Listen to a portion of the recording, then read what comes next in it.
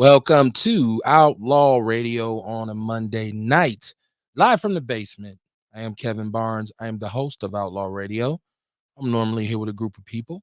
We'll see who I know. Shout out to Rail. His son's having a birthday party. I know Courtney's handling some business, so we'll just see if the witch doctor checks in. If not, how y'all doing out there? I'll have to carry this solo dolo, as they say.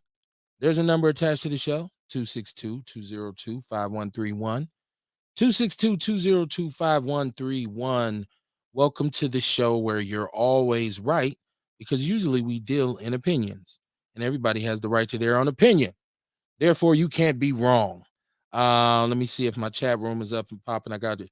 My phone is working. Okay, we're good over there. Chat room on deck. There we go. Oh, there we go. My sister Tiarsha Arthur, I see you out there. I have your hoodie, and I was supposed to bring it to you this weekend, and I totally forgot. I'm sorry. I can bring it to you one day this week. I'll make sure you get it. Sorry for the delay. Shout out to Shay and Krumah from Denver, and Shabaka's Black Experience in California. Sharon Evans, how you doing, my sister? Y'all share the show. Share the show. Tiarsha Arthur, she says, "Good evening. I have your hoodie, Tiarsha. I have it. I should have brought it to you this weekend." Oh, it's just me riding tonight by myself until the witch doctor checks in. I know Courtney and Rail had other business to tend to. So I'll do my best to carry the load. I've done this before, right? It's not my first rodeo. There's a lot going on as usual in Milwaukee and in the United States of America. The chat room is there so that if you have something you'd like to discuss, please put it in the chat room. Once again, the number scrolling across the bottom of the screen. Normally I'm on Mondays and Wednesdays. I'm looking to possibly pick up another day. I don't know yet. I don't know. I'm just looking around at some things. So we'll see. Always looking to try to expand what we do here. He said, "Where is everybody? People had things to do tonight, right? So it's just you and I tonight." My my loyal supporters and my microphone. It's not the first time I've done that. So but yeah, man, as we get along, man, it's a lot going on. We always try to we always try to do our best to make sure that everybody gets a voice, right. And I got Kamar on deck. Let me get Kamar tapped in. This is funny. We try to make sure people have a voice, right? And sometimes opinions, they go against each other and people get upset. What I'm trying to do with Outlaw Radio is be able to have these conversations that we need to have, um, without arguing it, without insulting each other. It doesn't always have to result in somebody getting their head busted. So on Outlaw Radio, sometimes the opinion things get heated, man. Things get heated. People get offended. But sometimes the truth is something that can hurt your feelings. We say that all the time. Like, sometimes the truth hurts. So unfortunately, when we talk about things like religion, we talk about spirituality, we talk about all these different things, um, you know, people start to feel a certain way, man. And what ends up happening is the point that needs to be made is never made. So we don't even get to the point where we can talk about solutions because we come apart on the arguments. And so we try to not do that. That's my bad, Kamar. That's my bad, Kamar. I'm talking about he'll be on his way. I got to send him the link for him to be on his way. He'll be checking in shortly. Tiarsha Arthur said, "Did you see the video of the Karen spitting on the lady at the hotel?" I did not. I did not see that, Tiarsha. Um, it's a man. When we start talking about Karens and old white people, when we get to what happened to the young brother Ralphie, oh my goodness, man, that's heavy to hold. Which doctor? What it do, man? Peace, family. How you doing?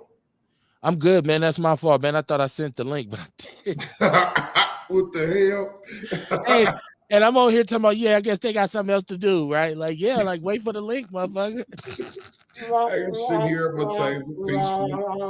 I see everybody chatting, talking about what they got going on. Right.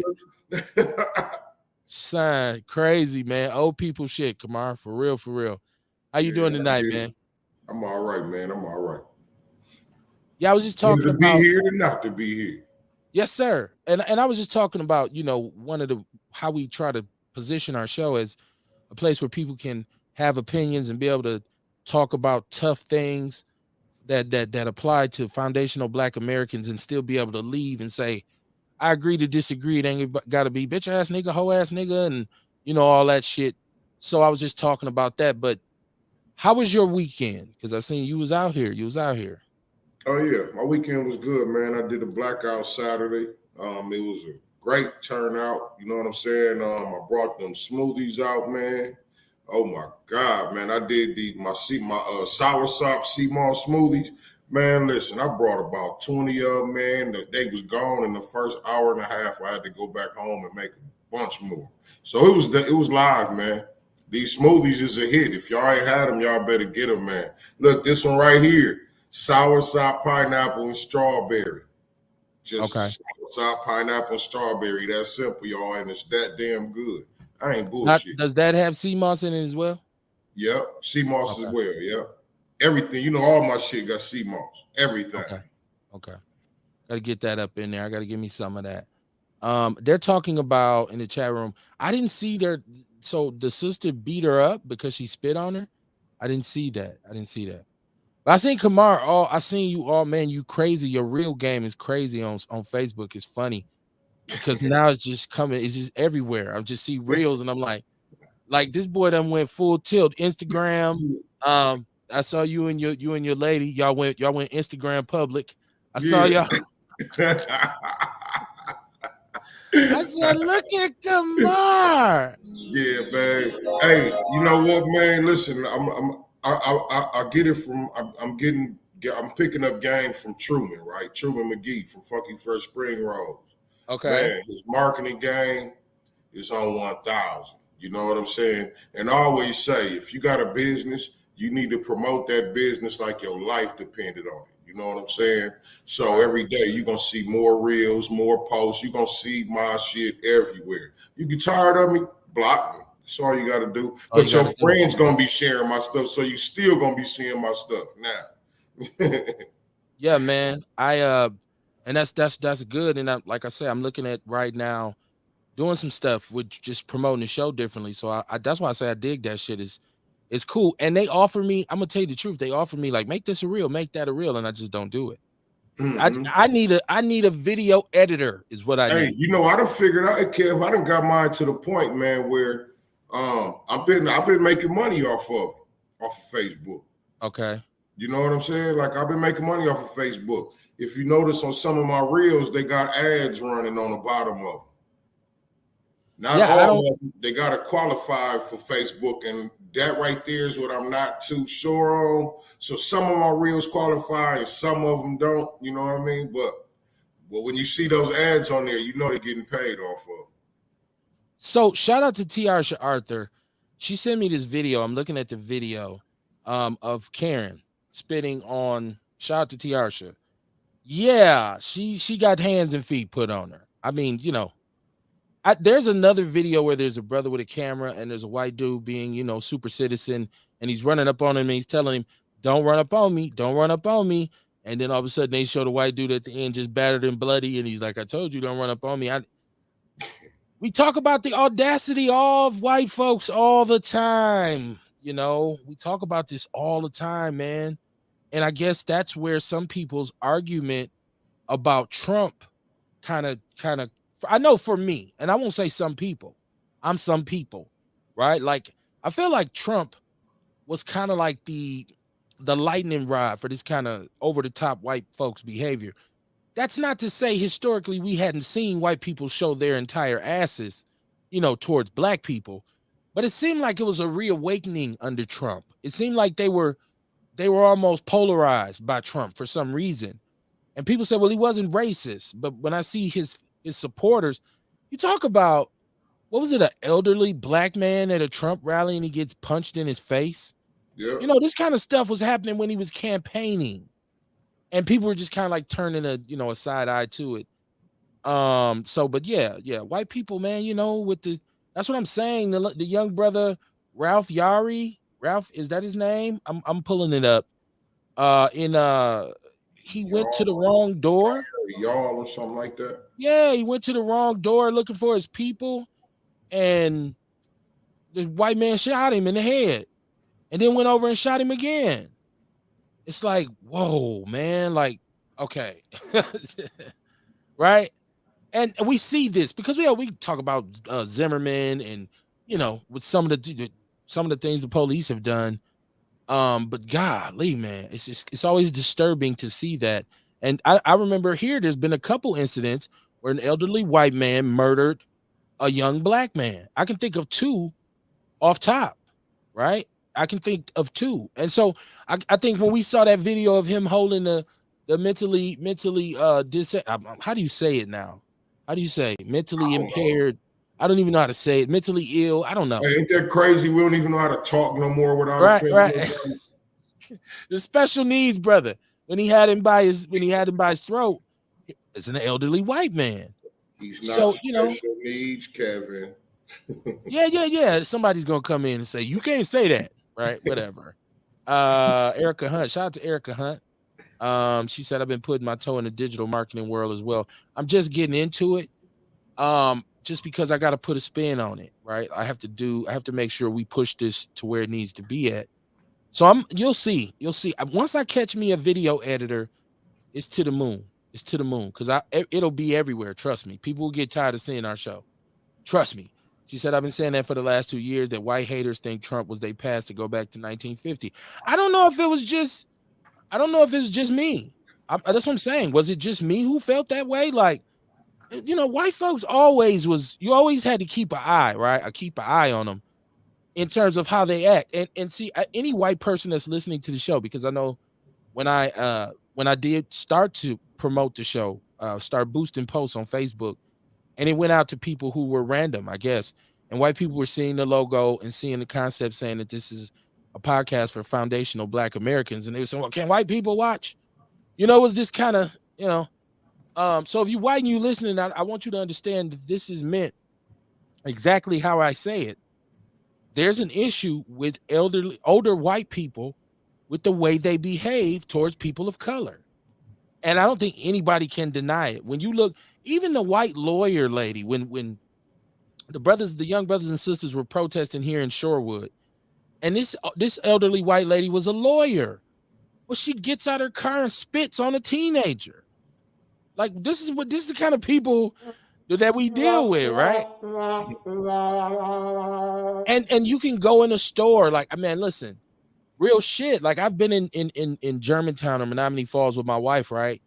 And I'm like taking her to the door of the store, and there's an old white man walking with a dog, and I guess he doesn't see that she's with me, so he says something slick, and so I pop off at him and have to cuss him out. He wasn't really hurt until I told him his dog was a fucking mutt.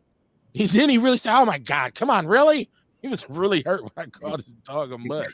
Because I mean, come on, man, that's how they act, man. And I know people say, well, it ain't all of them. It ain't all of them. I'm not saying it is. I'm talking about the ones I'm familiar with. I mean, the ones that I lived in North Dakota. So come on. You're live on Outlaw Radio. Turn your device down. Hello. Okay. What's your name? Where you calling from? Man, it's Sean, man. Oh, Sean Mo. What it do, man? It's Sean Mo. Hey, man, did you block me or something, bro? I ain't getting no hits on the book no more. That Outlaw Radio is on. I can't find you on Facebook or nothing. Hey, Sean. Sean. Hey, man, I ain't even get a link to the show today. Don't feel bad, man. You know what I mean? With friends, bro, what you on, man? With friends like these, right? First of all, it's two different things. Number one is I just simply forgot to send the link to our chat room for Kamar. How you forget to send it to your co-host, though, bro? Because I set up a whole show. I don't just hit a button and it comes on. I got several things I have to do. Now, the second thing is I've never blocked anybody. Bro, If I you can't got a find you on bootleg, Facebook, bro. if you got a bootleg 3G phone that won't connect, I ain't got no 3G, nothing. right? I don't. 5G, Right. iPhone 14. Listen, Erica Hunt says she got her notification. That's good enough for me. Tell Erica ain't nobody even asked her that, though. See, no, she's supporting the real. That's what's up, man. She said, "How dare you call Buffy a mutt?" Right? Yeah, I did. I call his dog a mutt. He didn't care what I said to him. It was when I said it with that fucking mutt. He was like, "Oh my god, really?" My wife died laughing. Like, you hurt his feelings when you call his dog a mutt. And the dog was barking at him like he's a straight mutt. That's why I called him a mutt. You arguing with me and your dog barking at you. He's a mutt, man. But Sean, I'm assuming you was listening. Yeah. We were talking about Trump and we were talking about the behavior of elderly white people and their attitude towards us because we see what's happened with the young brother who's been shot, the young men who've been shot here by elderly white men, and then Tiarsha sent me of some footage of an old white Karen in Kansas City. Yeah, and she got floored. Erica says she got so many stories to tell about the Karens and Kens. We all do. Like, I don't think any of us have not been somewhere and for some reason an elderly white person chose to clown to the point where you got to say, man. I remember when I came home from school, my first job was as a salesman. I was selling cell phones at Car Phones Plus, right? And this is the early stages of cell phones. I sold an elderly white couple some phones. They said their daughter was at UW-Madison. They bought one for her. They were digital phones, the earliest digital phones. They cost a lot of money. And so I explained the service to them before he left. 2 weeks later, he comes back in and he's going to tell me what's what. I mean, he got up in my face and was like, "You are a liar." I had to go straight capital on him.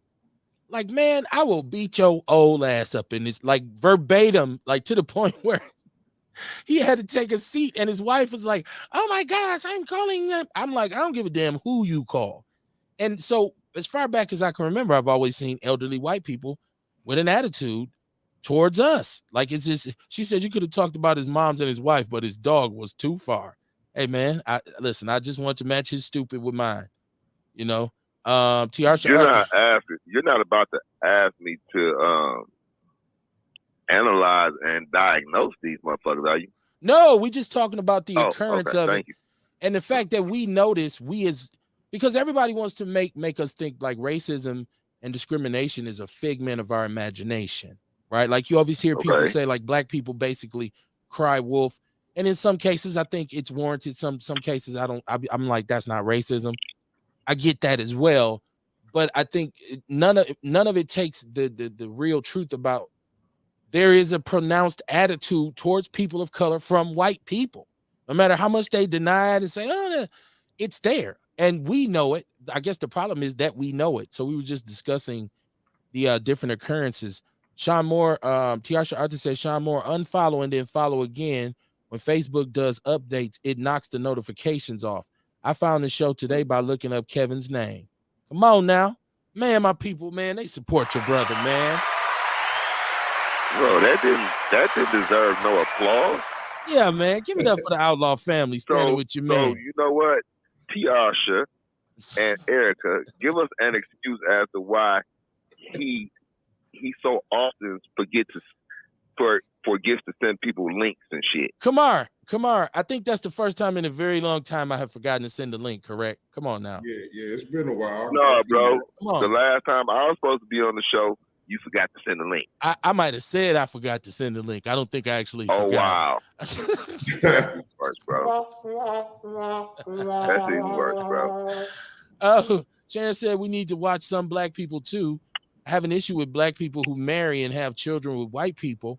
And when stuff goes south, they expect us to feel sorry for them by saying, "I was called a nigger and the kids are being called such and such." Like Meg, she said Megan Marshall. What's how you say her last name? Marcel, with the racist family. She said, "Get the hell out of here with that." Well, yeah. Listen, it's all fun and games until somebody loses an eye, right? Say ain't no fun when the rabbit got the gun. And so oftentimes, and at this day and age, are we still looking down on black people for having interracial relationships? does that automatically put you in the coon section or the sellout section? Shit. I don't know if that's the case anymore. I think it's all, you have to look at the individual Ask the case. sisters. Ask the sisters. Okay. Ask the sisters and watch the answer. Yeah, y'all tell me, black women out there, y'all tell me, do you have an issue with black men marrying white women? And brothers, do you have a problem with black women marrying white men? I mean, either or. Who's I wish bothered? I could throw some of these motherfuckers at them. Who's why? What's okay? So you see a black man with a white woman. What's the problem? Right? What's the problem? I ain't got a problem with it. Okay. Sharon Evans said it's not just older people, some young racist white people too. Yeah, it comes in all shape, forms, and fashions, right? And I get that too. I'm not dismissing young white racists, but I'm just saying I'm gonna make a citizen's arrest. Excuse me, you can't park here. Why are you in my neighborhood? It's usually the older white people who doing this kind of stuff, right? Let me see. She said,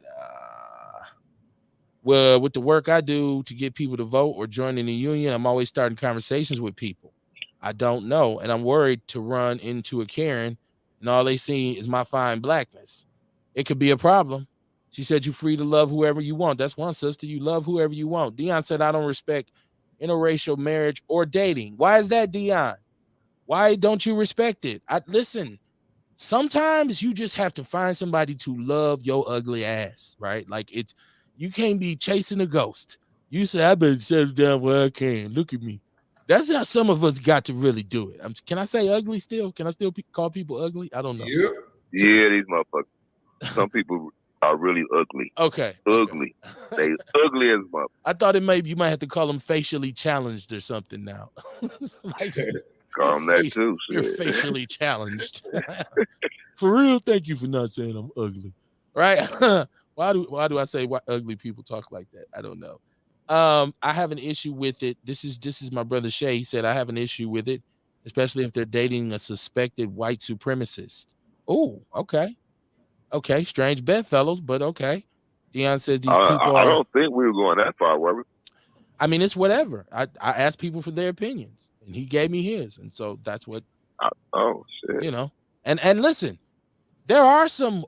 I guess there are some prejudiced white men who do marry black women and vice versa, because I think they fall in love with that person, and it becomes kind of like a problem in a relationship. But it's like, it's like if you marry a fat girl and you think she's cute, but everywhere you go, you kind of self-conscious because your girl is fat.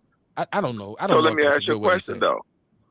So if a racist marries a black woman because he fell in love with her, do we forgive him for his past discretion? It ain't up to us to forgive him. It's not up to us to forgive him. He's still a racist. He is a racist. He's still a racist though. And so that makes her a bed wench by being his wife. She overlooks that, like, yeah, I understand, he don't really, because there's a lot of black women who are married to white men, and those white men let them know, like, I really don't, those guys and whatnot. And she said, yeah, well, he cool. He just a Republican. You know how your woman make up excuses for you. He just a Republican. That's all. Dion says these people are an enemy to our people and our culture. Are they our enemy? We're gonna talk about some shit tonight that make you think we are our own enemy. So hold on. See, this is what I question and I fight with, because if we are the original man and every race comes from us, right? Because they're racist, they're an offshoot or whatever you want to, however they develop, right? They come from us. They come from the original man, which is a black man. So for us to hate them, don't we hate ourselves? I think hate is bad no matter who it's directed towards. I see where you're going with that, Sean. I see where you're going with that, Sean. That makes sense. You know what I mean? We got to look at, man, we often, we say a lot of shit without, I don't think we really take the time to discover a lot of shit though, right? Because I can't hate what comes from me. Okay. I can't. Mine may hate me. but I can't hate what comes from me. And if this person is bred from the loins of my ancestors, Okay, then so this is the I'm thing. listening. This is the thing. I've never ever, and people have accused me of this. I've never hated white people. I've always hated the way they treated black people. Right? It's like not Right. hating the person, but hating the sin. The You know what act. I Right. mean? Okay. Like I've never Yeah. looked at white people and said, I just hate them motherfuckers. I looked at prejudice and racist white people like, I hate the way these motherfuckers treat us, the way they perceive us, the Yes. way they. So it's always been that kind of thing. So I don't think, I don't approach it like, oh, white people, arr, arr, arr. You know what I mean? And I'm not getting on nobody or trying to, talk about nobody, talk down on nobody. I just wanted to throw that out there to give people something to think about. Right. And the only thing I be really You know what I wanting mean? white people to do is stop with the bullshit attempted gloss over. Stop with the fake deflection. If they just said, listen, Well, man, we have helped them do that though. well, but if they just were to be honest about things all the time, they're only honest We're sometimes. not even honest about it, bro. Well, no, hold We on though. Hear me accept out. Hear we me out. accept shit like civil rights and But hear and me out. Hear me and out. I'm saying okay. being honest about it, like that the shit even happened. You have a lot Oh, of white okay. people who just Okay. like, no, we don't even want to talk about it. Instead of just saying, yeah, we look pretty bad. Like, man, yeah, we've done some crazy stuff, y'all. But they just be like immediately, I never had a slave. I've never had a slave. It's like I'm not talking about you, but you show as hell Right. are enjoying the spoils of it. That's all I'm saying when I say, be honest about it. Like just stop trying to blow smoke at me. Like, pull yourself up by your own bootstraps. Just say, you know what? It's crazy. We done put some walls up for these motherfuckers in this country. If they make it, man, they got to be something else. They won't even admit that. I don't think it's a difference. I don't think it's a difference at all. Sharon Evans says she don't got a problem with mixed relationships either. To each their own. That's right. Dion said to know what their ancestors did to our people is inexcusable. Yeah, but I mean, am I still mad about what your ancestors did? Am I mad at you because of it? Right? Or I'm just observing how you've kind of reaped the benefits of what they did. I hate that part of it. I understand you don't really have nothing to do with what they done, but you show as hell perpetuating, as they say. Dion, I don't know. Erica Hunt said I'm mixed, so I have mixed feelings about biracial relationships. Is it for love? If it's for love, she said, or for status upgrade. Like my skin black, but I think I'm white, so I turn my nose up at black, if that makes sense. Oh, ouch, Erica. She says she likes that she's black, right? But she said, I think I'm white, so I turn my nose up at black. I'd like for her to put some paint where it ain't for that one. So you're biracial, so you are black, but you still look down on black people. Like you turn your nose up. I didn't want to say look down. You say you turn your nose up. I believe they looked at us as a prize, is what Dion says. I believe they looked at us like cattle. I don't think that was. Yeah, it Yeah, was I a don't think it was prize. a prize. Yeah, it was a prize, just like a big 4-point steer is a prize. Why? It's a son of a bitch bull I got in that audience, in that pasture. He's gonna knock up all them heifers. I'll have 20 calves by the spring. That's what they did. That's how they selected us, right? They select that big black buck. Yeah. Tiarsha said, I don't. Sometimes I think she said, I thank the Caucasian ladies for taking some of them, but I really don't have a problem with it. You know who love you. It don't affect my life. There you go, Tiarsha. She said, take some of these motherfuckers off my ass. Yeah, they Sharon, need to come get a bunch of them now. Sharon says, don't sit up dissing black and thinking their jokes are funny when it turns on you and then you want us to have your back. It's very funny that we're having this conversation. I'm gonna tell you why. Let me catch the chat room up. It's crazy how things run together. Dion says the white man is a cancer to this world. Ugh. Damn. Shit. Is he? I know it's some enlightened brothers out there listening saying, Kev, what you mean? Is he meant to the world? I feel like everything is meant to be the good. Everything is meant to be here, the good and the bad, right?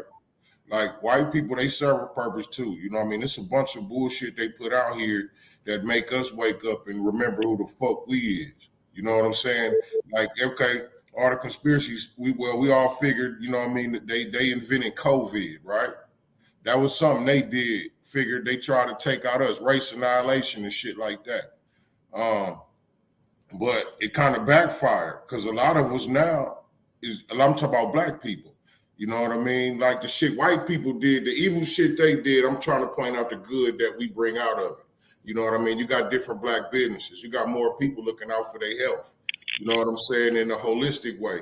You know what I'm saying? It's a lot more black people looking up in a better way. I feel like our consciousness shifted, you know what I'm saying, to a higher level since that evil shit they did. And I'm just speaking on Corona. I ain't talking about all the other evil shit that they did in the past. You know what I'm saying? We learn from it. Shit, you get the blessing out of it. You learn from it, you get the lesson. And turn the device down. The lesson is the blessing. Yes. All right, can you hear me now? Yep. Go ahead, finish, Kamar. And the lesson is the blessing. You know what I'm saying? So if we can learn lessons off of these people, this white supremacists, I'm saying, you know what I mean? Because them the ones I don't like. You know what I mean? It's the supremacists, the white people who uphold white supremacy is the white people I don't like. I know a lot of white people that never caused me no harm. I know a lot of black people that did me shitty as fuck. You know what I'm saying? Right. So, you know what I mean? Hey, so right. I just don't like people who ain't right. You know what I'm saying? Yeah, that's where I was going when he said that they are a cancer to the world. I'm like, well, you know, is it just them? Like that's what I was trying to get at. And I do have a caller. Let me catch the chat room up. Dion said, I don't believe white people come from us. These people are demons. Dion, now, is this shock value that you're saying this for, or is this how you really feel? Let me find out you got a white friend and be like, but he different. He said, I hate them. I hate we breathe the same air. I can't believe we worship the same God. Okay. Sharon says, word, because we all are prejudiced. Oh, that's a good point. Paris says, hate requires energy. I just don't know them and I don't trust them due to everything they did to our ancestors and have done to our people and our ancestors. Sharon Evans says, word, but it's some niggas I don't trust in the same way, like Kamar said. Erica Hunt said, oh, Lord, I love black men. So Erica, I assume this is you on the line, correct? Yes, sir. Yes, sir. You know, I got to clarify some things. Okay. So my comment, I was saying that I'm mixed. So I have mixed feelings about biracial relationships.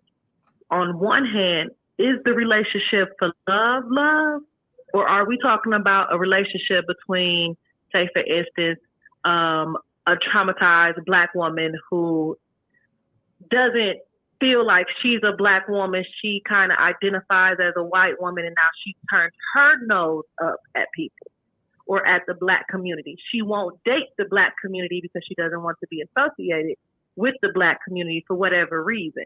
There are a lot of people out here, like y'all mentioned, men who there's a lot of men who would date a black woman just because he likes to have that trophy image within the racist white community. I've seen that done.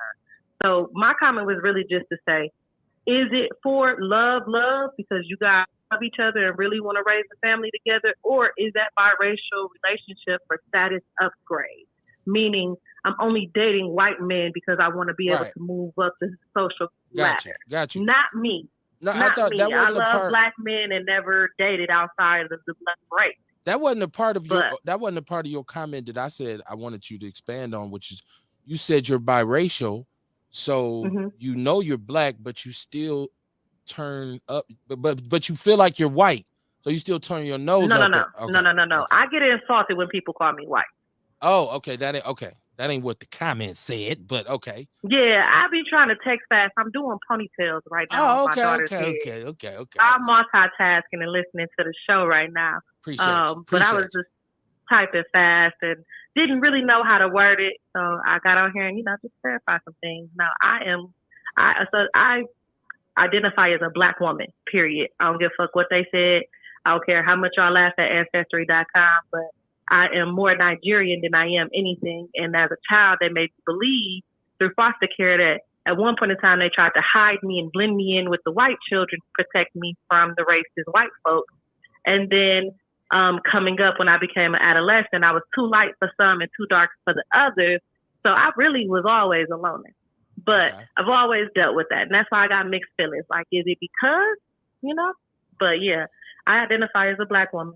Okay. There ain't nothing wrong with some understanding. As my mama say, ain't nothing when wrong the with police understanding. when the police pull me over, if I tell them anything else besides Black, they're going to arrest me for false identity. They're going to laugh at you. They're going to laugh at you. No, they told me a white racist cop could use that against me and arrest me. A Black man told me that he was going to arrest me one time. Because I was not 18, 19 years old, and I'm like, I'm other. And he was like, well, in the police system, you're identified as a Black woman. If you ever tell another officer that you are other, they can arrest you. I'm not going to arrest you today, but they will and can use that against you. I tend not to have that problem. No. Dion says when couples date. Have a good night. All right. Thank you, my sister. Shout out to her, man. I'm glad Erica called in. I was like, damn, what she said? She knows she Black, but she don't like Black people. I was confused. I'm glad she straightened that. She's multitasking, she said. Shout out to anybody else who's listening to the show while multitasking. We need to shout them out. Dion says when couples date interracially, he feel that the white person looks at the other person of color as a prize. See, I think that's like a limited perspective, because I think that there are some biracial couples that really love each other. I believe there's a white man somewhere with a Black woman and he loves her. There's a Black woman with a white man and she loves him. But I do understand that sometimes one individual looks upon the relationship as kind of like an advancement, right? Like, so a brother would say, well, you can't have nothing with no Black woman. White women have credit. White women do what you tell them to do, whatever, yada, yada, yada, the list goes on. So I'm not going to deal with Black women anymore. That's a kind of like your own kind of hang up. That's your own personal hang up. It's not based on anything statistically accurate or biologically accurate. It's how you feel. And I think there's some white women who like Black men for other reasons, like the image, the swag, listen, once again, just going to school where I went to school, knowing that we were the first Black men that a lot of those white girls ever seen, and the way that they would behave used to be crazy to me. Like, damn, they tripping. Shout out to Dre Day. He said, do you believe in extraterrestrial beings? You don't believe that they're human at all. Now, you don't believe white people are human. You believe they're aliens. Is that what you're saying? Dre Day? Shout out to Dre Day, by the way, supporter of the show. Shout out to Karen Walton. How you doing, Karen? Family. Oh my goodness. Make me miss my J&J's days, Karen. Totally miss. I drove past it the other day, said, damn, the memories. Mama Jenkins is in the building. She said, good evening, Outlaw family. Most of the Black family accept the white family faster than they accept us. My sisters are married to white men, but listen up. My preference is Black and only Black men. I've been around many men of all races, but when it comes to a Black man, he has my highest respect. And I do believe the blacker the berry, the sweeter the juice. Shout out to Mama Jenkins. Right? MC Tone said he love his white hoes. MC Tone, holla at me. You up next. We'll try to get you in here Wednesday, man. I know last time we spoke, we were supposed to get you in. He said he love his white hoes. Okay. Well, you got the right to love your hoes, MC Tone. I thought you don't supposed to love your hoes. I'm confused. I don't know. Lace me up. Tie my shoes, pimping. Paris said my lady is mixed and she identifies as Black first and has nothing but Black friends and family she associates with. But that doesn't really remove the white, because it's people like, well, I'm half white, but I only hang around Black people. What, you still got it in you? I don't know. How do you deal with that? Is it love or is it a fetish? For some people, it's a little bit of both. Dion said, as long as I lived in Wisconsin, I've never dated or had sex outside of my race. Tiarsha said they really love each other. Some of them have been disowned by their families and didn't care as long as they were together. Yeah, it's not like all biracial couples are, fetishizing or they, it's these kind of crazy I call them socio retarded. Oh, well, you can't have good credit with a Black woman or you can't do this with a Black woman. I would say you probably got a better chance of succeeding as a Black man if you get you a strong Black woman. I would say it increases your chance. I'm talking about that good black where she helped keep your ass straight. And a lot of us as men need straightening. And I think that's the crazy part is a lot of brothers will say what they can't do with a black woman. And so that means they will exclude them. They won't even deal with them. Then when they do get a white woman, they say, well, I'm willing to settle down with her. Now, if you'd have settled down with a sister, you'd have had just as much. I don't think it would have varied as much. Go ahead, Kamar. I think a lot of black women ain't gonna settle for our bullshit. Like they gonna hold us to a higher standard. You know what I mean? Because we got a bigger fight. We got a bigger fight to fight. You know what I mean? So it's gonna take a little more discipline. Look here, brother. You're gonna have to be a little more straight, a little more focused. You got to be on your shit. You know what I mean? And the sister gonna be on your ass. You got to tighten up. A lot of brothers gonna take it as nagging and shit like that. But a lot of the time, the stuff that the sisters is telling us is they talking about places where we weak at. You know what I mean? Where we may need some little strengthening, or we may need to push a little harder. You know what I'm saying? Like you say, black women know our struggle. Black women know our struggle. You know what I'm saying? They get it. They get us better than anybody else could get us. MC Tone said, 90% of blacks are mixed. Show me a full-blooded bro. I mean, of course, yeah, the slave master ran all up and through the quarters. Ain't no telling what you got up in you. That's why I keep saying we're the only true Americans. We're the only race made by this country. Everybody else comes from somewhere else. We come from Ratch Hill. I'm talking about black people. I said it's funny that we were talking about this whole race thing and having a conversation about it that's sensible, right? Like I hear Dion saying he hates white people and he feel like they're cancer. We understand there's a spectrum to things, and that's one end of the spectrum. I've been angry with white people growing up. Like I just didn't, just felt like, man, what a heartless group of people. And when you would look at like pictures of them hanging a brother and standing around like it's a movie, like it's a circus attraction, and you see the footage of the hoses and all this kind of stuff, and that was kind of pushed, that was kind of hammered into our head growing up. Like we watched that stuff, right? And then there was the beginning of movies about Martin Luther King and stuff like that, and Eyes on the Prize, where they showed you like behind the scenes footage of shit that so yeah, it kind of created with me like but I think it just at my age now, I'm really just over. I judge a person for who they are, not what they look like. I don't know if that sounds corny or not, but I judge you for who you are.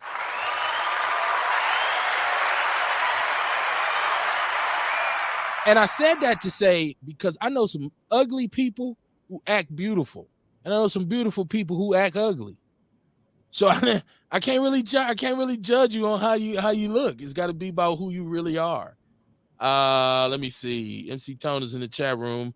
Erica Hunt said the excuse I heard for the nagging black woman thing is that the black woman sounds like a black man mama. You say, I want people to remove nagging black woman, because all women are going to nag the hell out of you. I don't care what race it is. You think you running, you getting safe. Get you a white woman. She going to nag your ass too. Stop it. It comes with the package, right? It's like a man's gas. Like a woman, you get a man, you got to deal with his gas. He going to fart. So a woman going to nag. Men fart and women nag. That's kind of like what we do. I don't know if that's a good analysis, or maybe that's just my relationship. MC Tone said, I'm so black, I was born as Speed Queen. Was this before the Arabs purchased it, or he was born at Speed Queen? Oh, come on, MC Tone. That had to be before the Arabs purchased it, man. That was a long time ago. He said, big facts. My grandmother, this is Tiarsha Arthur. She said my grandmother was Caucasian, Native American, and black. That's what I'm saying. Like, there's no, MC Tone made a great point. None of us are, I'm Botswanan. Like, as if you from Botswana, right? Like we as foundational black Americans, when I talked about reparations, I talked about people who were directly affected by colonial slavery. Like I talked about us antebellum slavery in the South here, I talked about that. And those are the people who should get reparations. He said, I'm so black, I will not snort white cocaine. Okay. We getting somewhere.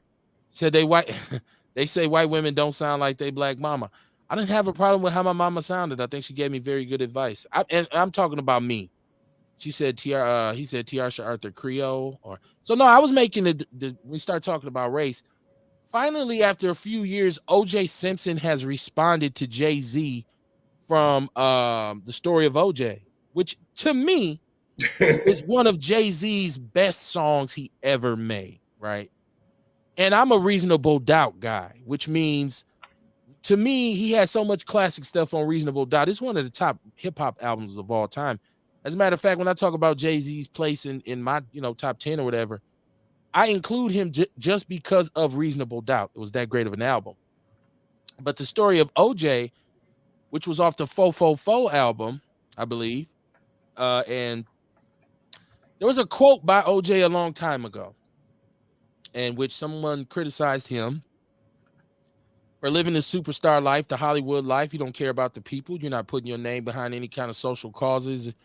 Jim Brown kind of set an example of what a black man should be when he's in that position, and Bill Russell and Muhammad Ali, and he's coming in that era, and he has no real social input. He's in California living a good life with a white woman. And so he says, well, I'm not black, I'm OJ. And so when Jay-Z used that, in that song, Still a Nigga, I mean, it was, oh my goodness, man. That song, come on, man. That song told so much truth. And so OJ responded just, I guess, over the weekend saying, well, first of all, he didn't get the whole context of what I was saying. And I was saying, like, he was trying to explain it, but it still was like, it sounded like he had it more accurate than you think. Cause he was like, well, I was trying to say all this stuff. It ain't about black. It's about me. It's about OJ. I said, that's what we thought you were saying, motherfucker.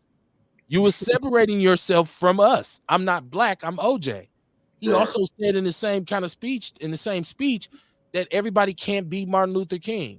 That was what he said. So I just thought the fact that we kind of steered into this discussion about race early on the show was poignant. It was right in line with what's going on. I try to keep the show concurrent with what's going on currently.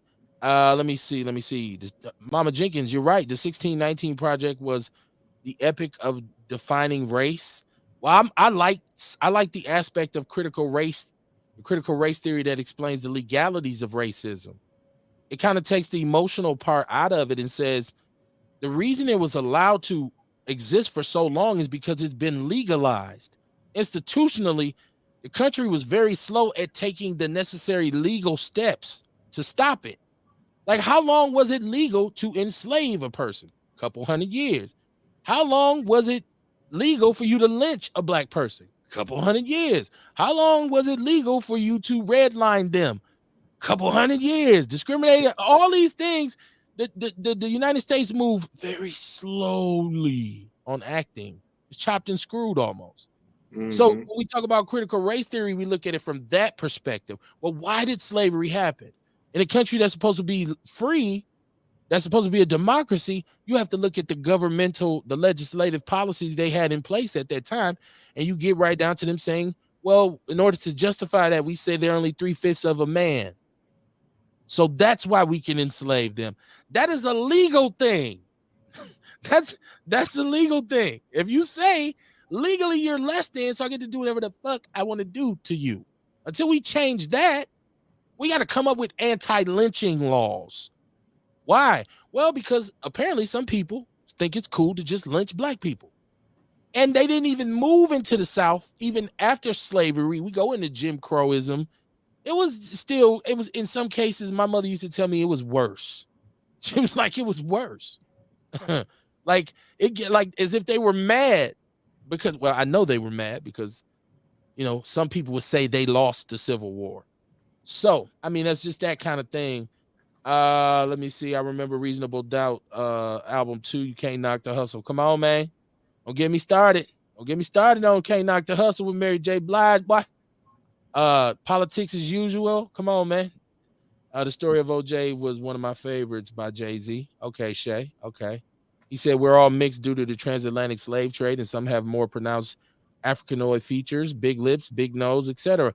Yeah, man. The DNA falls where it does, right?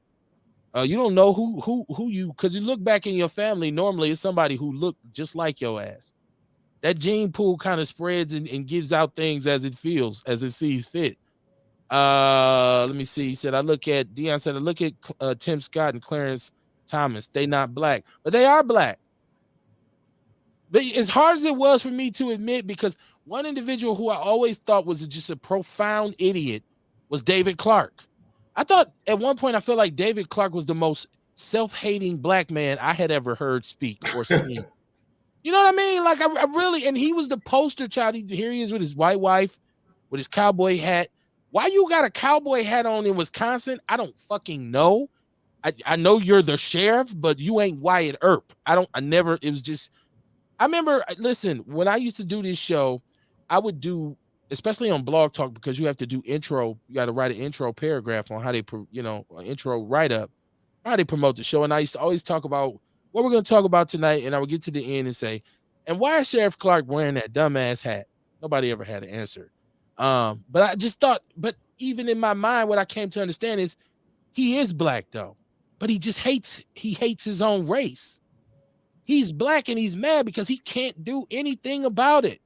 And no matter where he goes, there's going to be some reminder to him that you're still a nigger. And that makes him hate us even more. It's y'all fault. Can't get away from this shit. He believes every time something negative happens in our community, it reflects on him as an individual. I don't carry that weight. I can see a bunch of black people fuck up over here. It don't got sheep shit to do with Wild Honey with me, right? So I don't take on those burdens. Mama Jenkins said, yes, that's exactly what I meant. It defined government. Yeah, the 1619 Project was did that very well, Mama Jenkins. I think it all came, and there's a series for the 1619 Project coming. I don't know if it's on Hulu or what. Dion said, bro, these people didn't think we were human. We were immoral, and that our thinking was of apes. Yeah, but name a race that white Europeans came into contact with that they didn't feel superior to. They felt the same way about Asia. They felt the same way about, Mexico, Latinos, Indians, whoever, Native Americans. They felt the same way about everybody. For some reason, they were able to kind of divide our country up amongst themselves, which still, but once again, I think everywhere they went, they conquered and they got something from it. She said, Paris said, did y'all get rid of him in Milwaukee, Sheriff Clark? Yes, he was voted out finally. Or did he quit? I think he thought he was going to get. I don't think he tried to do something else, I think. Yeah, I think he thought he was going to get a Trump position, right? And they kind of told him he would, and then he didn't, and he was just kind of like existing. Backfired on him. He tried to get with some Republican lobbyist organizations, and that kind of fell apart too. He's still out here trying to crawl and scramble for something. Every now and then he'll say something really asinine to bring some attention to himself. But yeah, he's still out here. But once again, he's black. No matter what he says, he's black. And I think that's the reason why he gets so upset, is because you can do all you want to. And I think there's the problem with those individuals who are black men who are in interracial relationships with white women because they want to be white.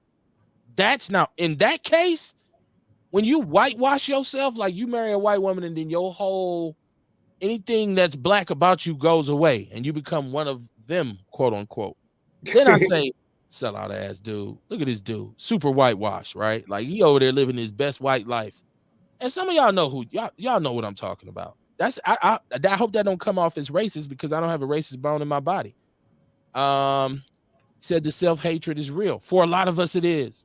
And that is really the biggest effect of all of the stuff that's happened to us in our country, is that it built an internal hate for self within us, and we're still trying to recover from that. And you see the damage in damn near everything we do. Case in point, it was warm. It warmed up, right? Gathering at the lake, shots fired, sheriff deputy punched in the mouth. First warm day, flash mobs all over the city, young people, cars, music, twerking out the roof. In Chicago, but wild riot, just going crazy, downtown Chicago. Now, in Milwaukee, I want to say this. Mayor Johnson came out and he said he's not going to have these flash mobs. In particular, at that Walmart that's closed in Midtown, they put all of the barriers up. They ain't going to have people out there. But I'm looking at the brother saying, brother, don't you understand? These young people don't have anywhere to go. Wouldn't it be smart to set that up for a safe place that they could hang out at? Don't you have motorcycle cops? Couldn't you set this up where they can come there and park and listen to their music and have between certain hours, respecting the people who live in the area? But this is a hole in the middle of the community that has been sitting dormant for years. And young people say, look, it's nighttime. We want to get out. We want to roll. But we know they'll act a fool because they're young people. So why not just put a motorcycle cop here, one here, one here, one here? They talk by radio. They do patrols. Young people come in, kick it, show their cars, do what they do, dance, twerk, hallelujah, and speed on. Instead of this, we're not going to have it. You can't come here. We're going to give you a ticket. It seems like they consistently look for a way to punish us and rarely look for a way to please us. I thought their job was to do something for us, right? So I'm just looking at, now I seen the young people. I don't know where this, it was in the hood. You could tell it was in the hood here in Milwaukee. Police was trying to get through. They was twerking on the car, on the police cars. And listen, I'm not mad at these kids, man. I'm gonna tell you because I was once a young fool too. Right? Like remember before they made cruising illegal, Kamar? How we be in traffic. Yeah, Main streets, Capitol, Sherman, Burleigh. 4 in the morning. Oh, just rolling. Up and down the street. And so it got bad. I remember when it got bad and people was parking all up on the safety islands, blocking traffic. But see, my thing is, if you see a problem, you got to try to figure out why the problem is there, as opposed to I'm going to vanquish everybody who has this problem. I ain't looking for why they got a sickness. I'm just going to kill anybody with the sickness. It makes no sense. Erica Veal, she said their job is to protect the corporation and not you. Yeah, but this is a vacant. Listen, they haven't figured out what they even want to do with Midtown. It just sold, right? Walmart been sitting there blank forever. You could have made that, like, really, to be honest with you, the city could have made that one hell of a complex for young people. I'm talking about vendors, put your ice cream, come up there, pop like yourself, Kamar. People like you who selling delicious bites and all this kind of stuff. They should be able to be out there selling their wares. Right. You know what I mean? Like, so he says you can't come up here. All right. So, okay, now what are we doing with it? It's just sitting there. Can you show me a roller rink? We don't have a fucking theater in the city. We don't have a movie theater.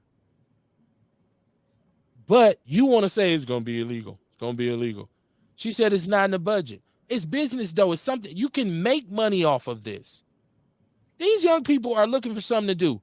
One thing I did love about what I saw with those young people down here in the hood, Milwaukee, on that video is they were united in saying, fuck y'all.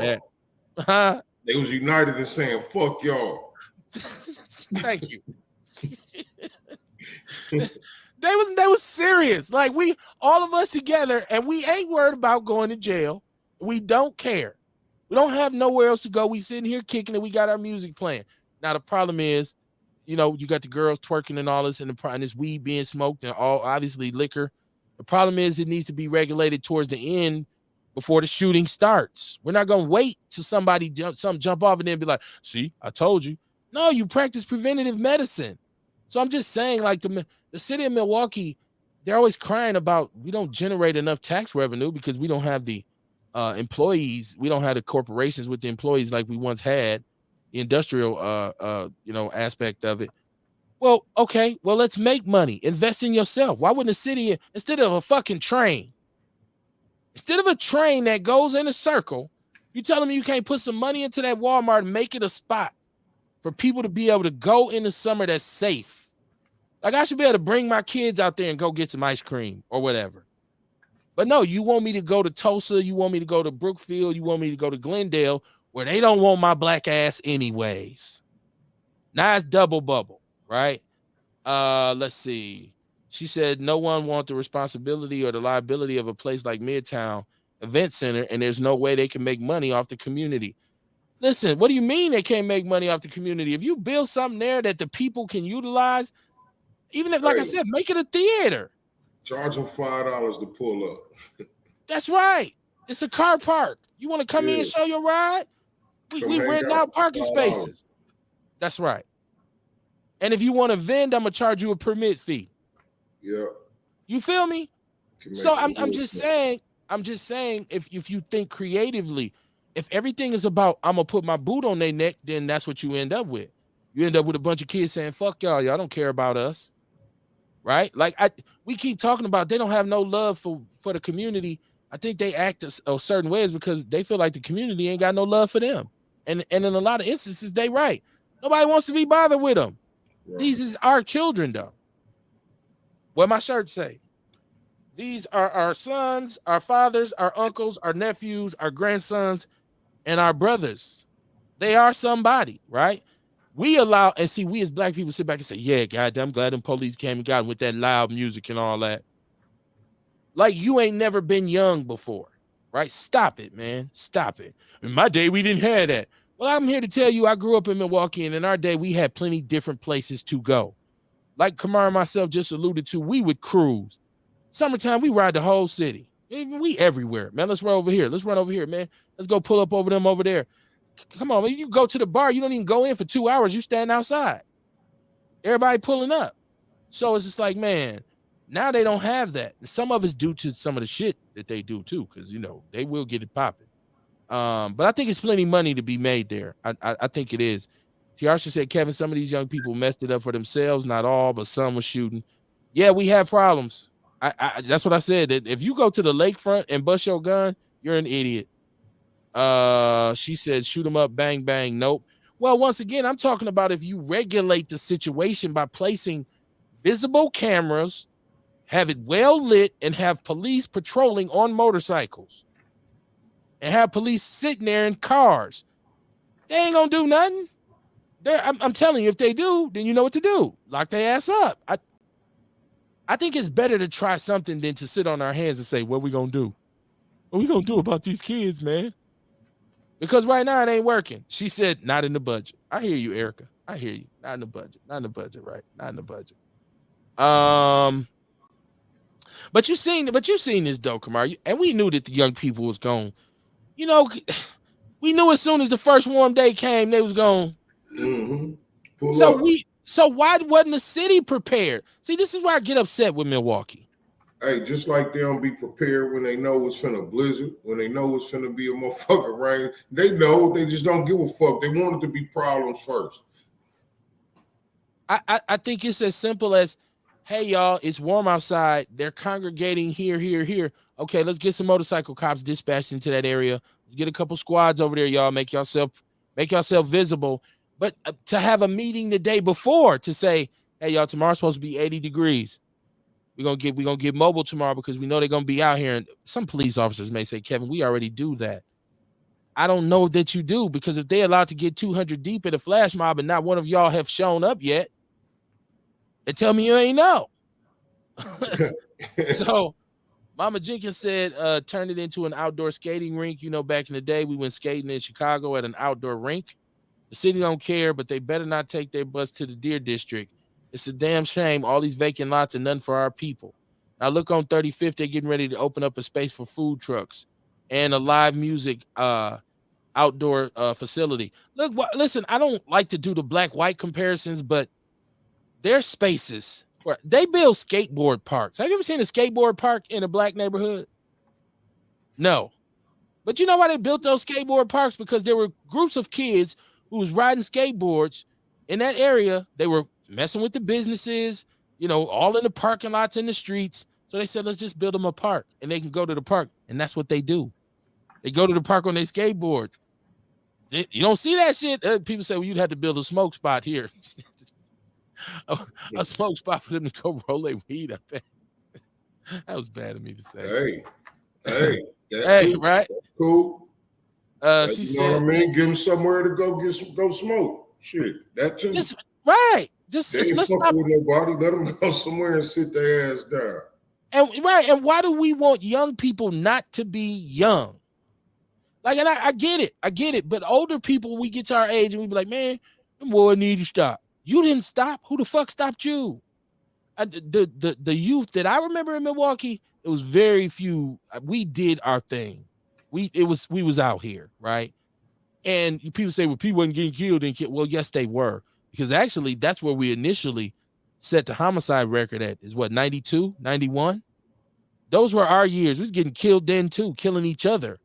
So don't say, well, we wasn't killing then. Yes, we were. But we still lived our youth out. She said, low key, I still parking lot pimp. But after like an hour, I'm ready to go to be at the cokeheads be ready to fight. Parking lot pimping at the Matrix, man. That's how old I am. In a parking lot at the Matrix. She said these people don't care because they shooting at the police nowadays. Well, once again, if you got a fearless generation, then why are you tempting fate with them? Why don't you say, okay, we get it. We need for y'all to redirect that energy. And like, that's when I was saying, I love the fact that they were united in saying, fuck you. It wasn't necessarily that they were saying, fuck you. It was the fact that they were standing together. And I think there's something to that energy. If somebody could figure out how to harness that energy, because they will stand with each other. They've shown that. They show that a lot better than some of us as older people do. Like, they'll get together and say, these police ain't coming through here. Right? They were blocking the police cars. People say them police could have ran their ass over. Well, yeah, they could have, but would that have been cool? I wouldn't have been cool with that. You're a police officer. You're supposed to have tactics for this. Yeah, they will shoot at the police though. But that's in general. And I was talking about being young because we keep hearing this Freaknik documentary, Kamar. Now you see it's a group of women suing about the documentary, right? Like, and man, I'm in the podverse so much, and all I keep hearing is about, different perspectives of the Freaknik thing, and people saying that they don't want, to be exposed. And my thing is, you shouldn't have did it. Like, listen, straight up. Kamar always says, if you're doing something and you don't want nobody to know about it, it's the wrong thing, right? Pretty much. My thing is, if you do the wrong thing because back then you, for whatever reason, didn't care, didn't understand, and it's exposed now and you really did it, you got to say, hey, well, that just goes to show you how much I changed my life. Now, could it be very embarrassing for your children to see mama bent over twerking with 5 dudes hitting her on her booty? Yes. But it happened, right? You did that, right? And you did it knowing that it was a camera there.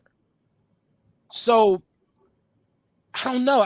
I still say, we all got to pass. I'm not judging nobody. Like, if I seen my next door neighbor, right, and it was a woman and she was a respectable sister now, raising her family, doing what she do, and I turned this documentary on and I seen her, with it up in the air doing what she do, I wouldn't judge her.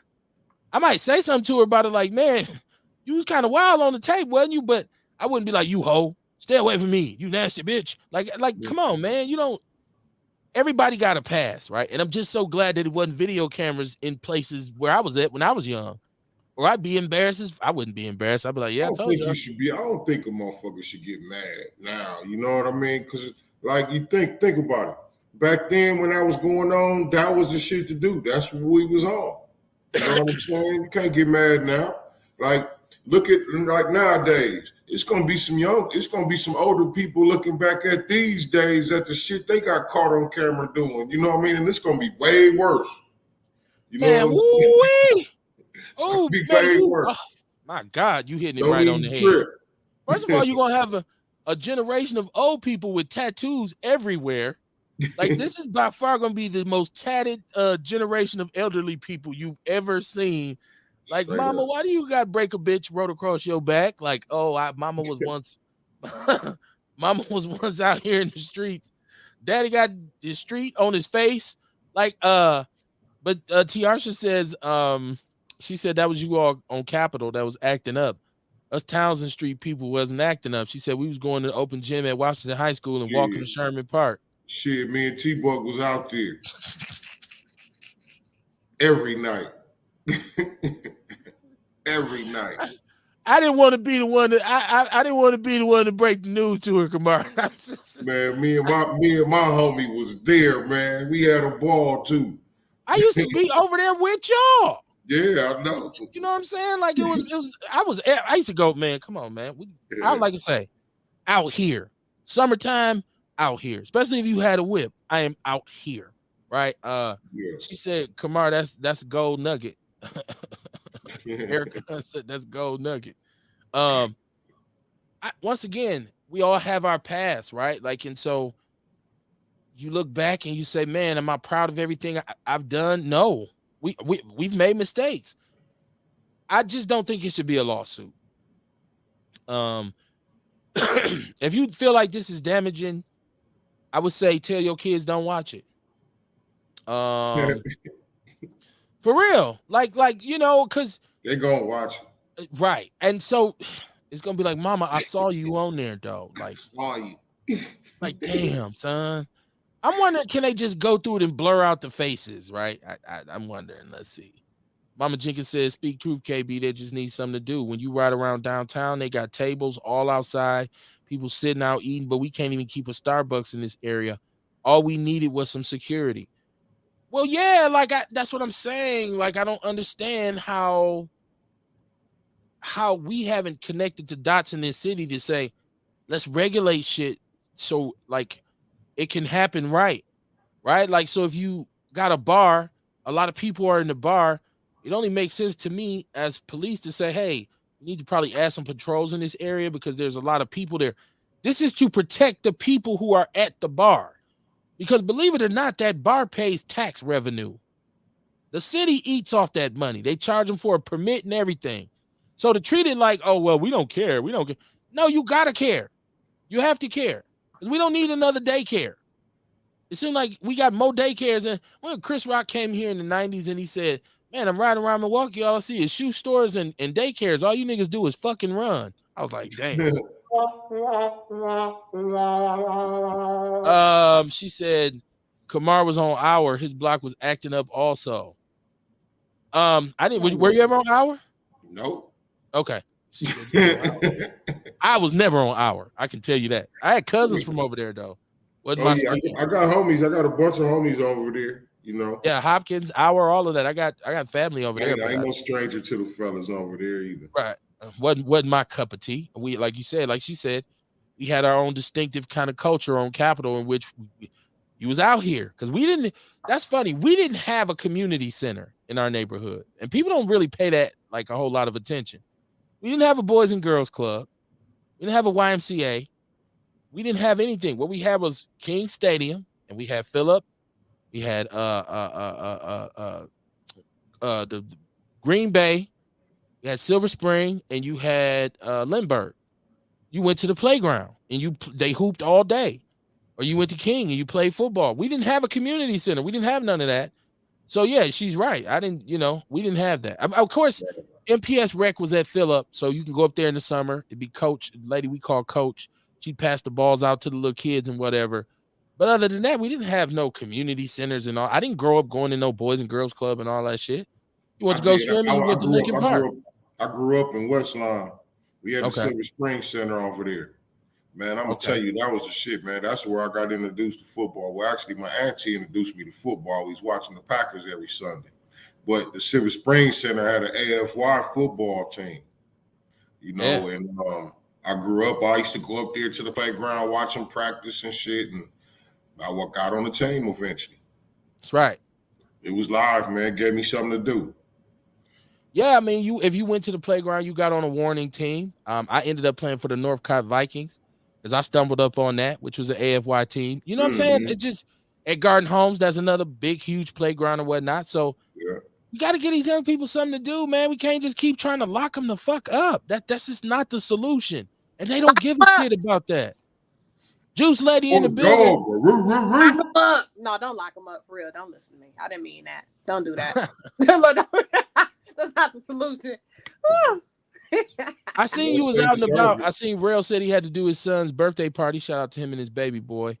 You said you was out voting. What's popping? Yeah, I was part of, I'm part of Milwaukee Turners down at Turner Hall, and they had a little situation. We had to vote. The people I did my class with, a lot of other people that's doing shit in the community, in the city. And it's crazy. You walk in and a whole bunch of motherfuckers with this hoodie on, feel like you in a gang a little bit. It's like, oh, okay, it's one of them meetings. We all, that's how Outlaw should be, low key. We should be like that. We should hop on and all have on the hoodie like Kamar, but I don't have one, so we can never be a unit. Do you want a hoodie? Oh, I do. I would love one. Okay, I will get you a hoodie. You I don't have to be. So niggas always want deals. See, that's what I'm saying. Like black people be like, "Gee, well, Kev, it's $5." Yeah, I got half on it. No, you've been on the show. I'll get you a hoodie. Not a big deal. Not a big deal. You just got to give me your size. That's all. Yeah. Okay. Let me see. MC Tone said I grew up on Burline. Pippin was our playground. I'm already knowing MC Tone.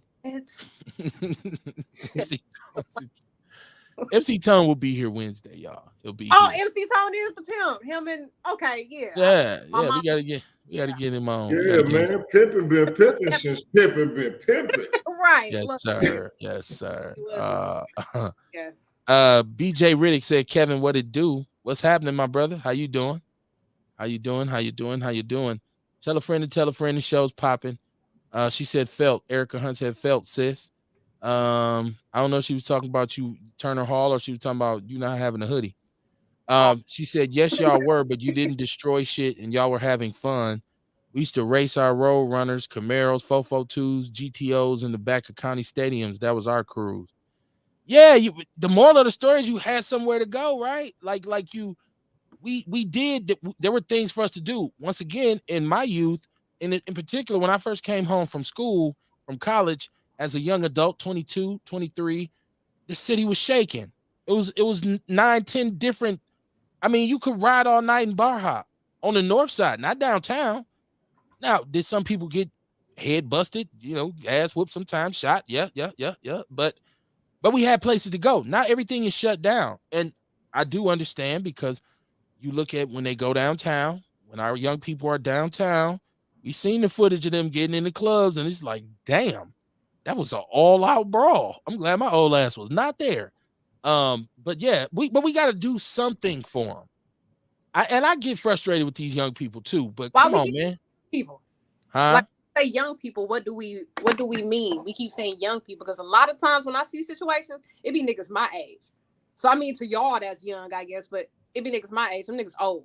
Niggas in their 30s be doing all this shit, driving reckless, causing accidents, fighting in the club, shooting. It be niggas my age. Yeah. I be seeing middle-aged women driving crazy as a motherfucker, baseline and this shit. My age. It don't always be the young motherfuckers. It's usually motherfuckers our age. Like, what the fuck? 30-year-olds. So I guess who I'm talking about is that age of people who were in that neighborhood on that block. Because those are the 17, 18, 19, not yet old enough to get into the club. Those that even the 20, 21-year-olds who just old enough to get. When I say young, I mean them. These old farts, it ain't no mystery for them. Lock they old ass up. Because you know better. I'm talking about youngsters. I'm talking about people who just getting their nose wet in terms of, man, I'm out here. People just jumping off the porch, right? Like they 17, I'm out here. We in a big mob walking in the neighborhood at night, and that they need somewhere to go. They need to be able to go somewhere and chill. And I'm not talking about build them a community center so they can play basketball all night. I mean, make a cruise and make a hangout spot. Put something in the park. You got these big ass parks. You can't tell me the park pavilions are underutilized. You can't tell me you can't set up something so they can come in the parking lot and spin through, have some women, have some dudes or whoever for the girls, and have a little police monitoring and rotating. Let them have a good time. And you say, okay, y'all, it's time to take y'all ass home. It's finna close. Like from at least 8 to 11. But instead we said, nah, we just gonna send the police over there. They don't give a shit about the police. So now you got 300 young people throwing bottles, talking about fuck 12. They was hostile, boy. The little girls was. What's up with the tweaking all up on the fence though? I'm so old. I'm so old. Let me Tweaking see. on the fence. What are we? What? Yes, I kept seeing these girls, the young girls, putting one leg on the fence. Oh, so we mean twerking on the fence, I not said tweaking. tweaking. I Yeah, I'm like, told what you are I'm they old. doing? I'm like, what Yeah, they're twerking. I said tweaking. like they high? What they doing? Right? Like, how you know they was tweaking, Kev? Like, what the fuck? No, they would leg up on the fence, and it's just like, and I'm like, okay, but it's 15 dudes standing around with phones out, and I'm like, this looks very venereal diseases to me. Like, it's young people. I get it. It just was. I didn't know that was the latest trend now is for the girls to, and everybody's got dread, so everybody's like shaking their head. And I mean, it used to be like that at house parties too, Kev. You know, when you be in the no circle, doubt, when you be in the middle of the circle, we no just ain't have doubt, phones like that, but you was in the middle of the circle, like, hey, let me see, who is that? Hey, no what doubt. she Yeah, doing? yeah. You ain't pop it in the circle. Pop it in the circle. Yeah. Tiasha said, my cousin stayed across the street from Custer High School football stadium. We hung on that field and we hung on Jackie Robinson playground. Yeah, that's what I'm saying. We was to sneak in King Stadium, or we was always doing something around King. Like, we found places where we just go sit and chill. Let's go up, sit on the wall. Just be sitting on the wall. When they tore down the stadium, Erica Hunt says all the parks are closed by 8 to 10 p.m. I'm just saying, let's be more creative on figuring out places for these young people to be at and direct the energy. They shouldn't have to sneak and have a flash mob. Let me see. Dion says, hi, Juice Lady. Dion, you be lying. Go.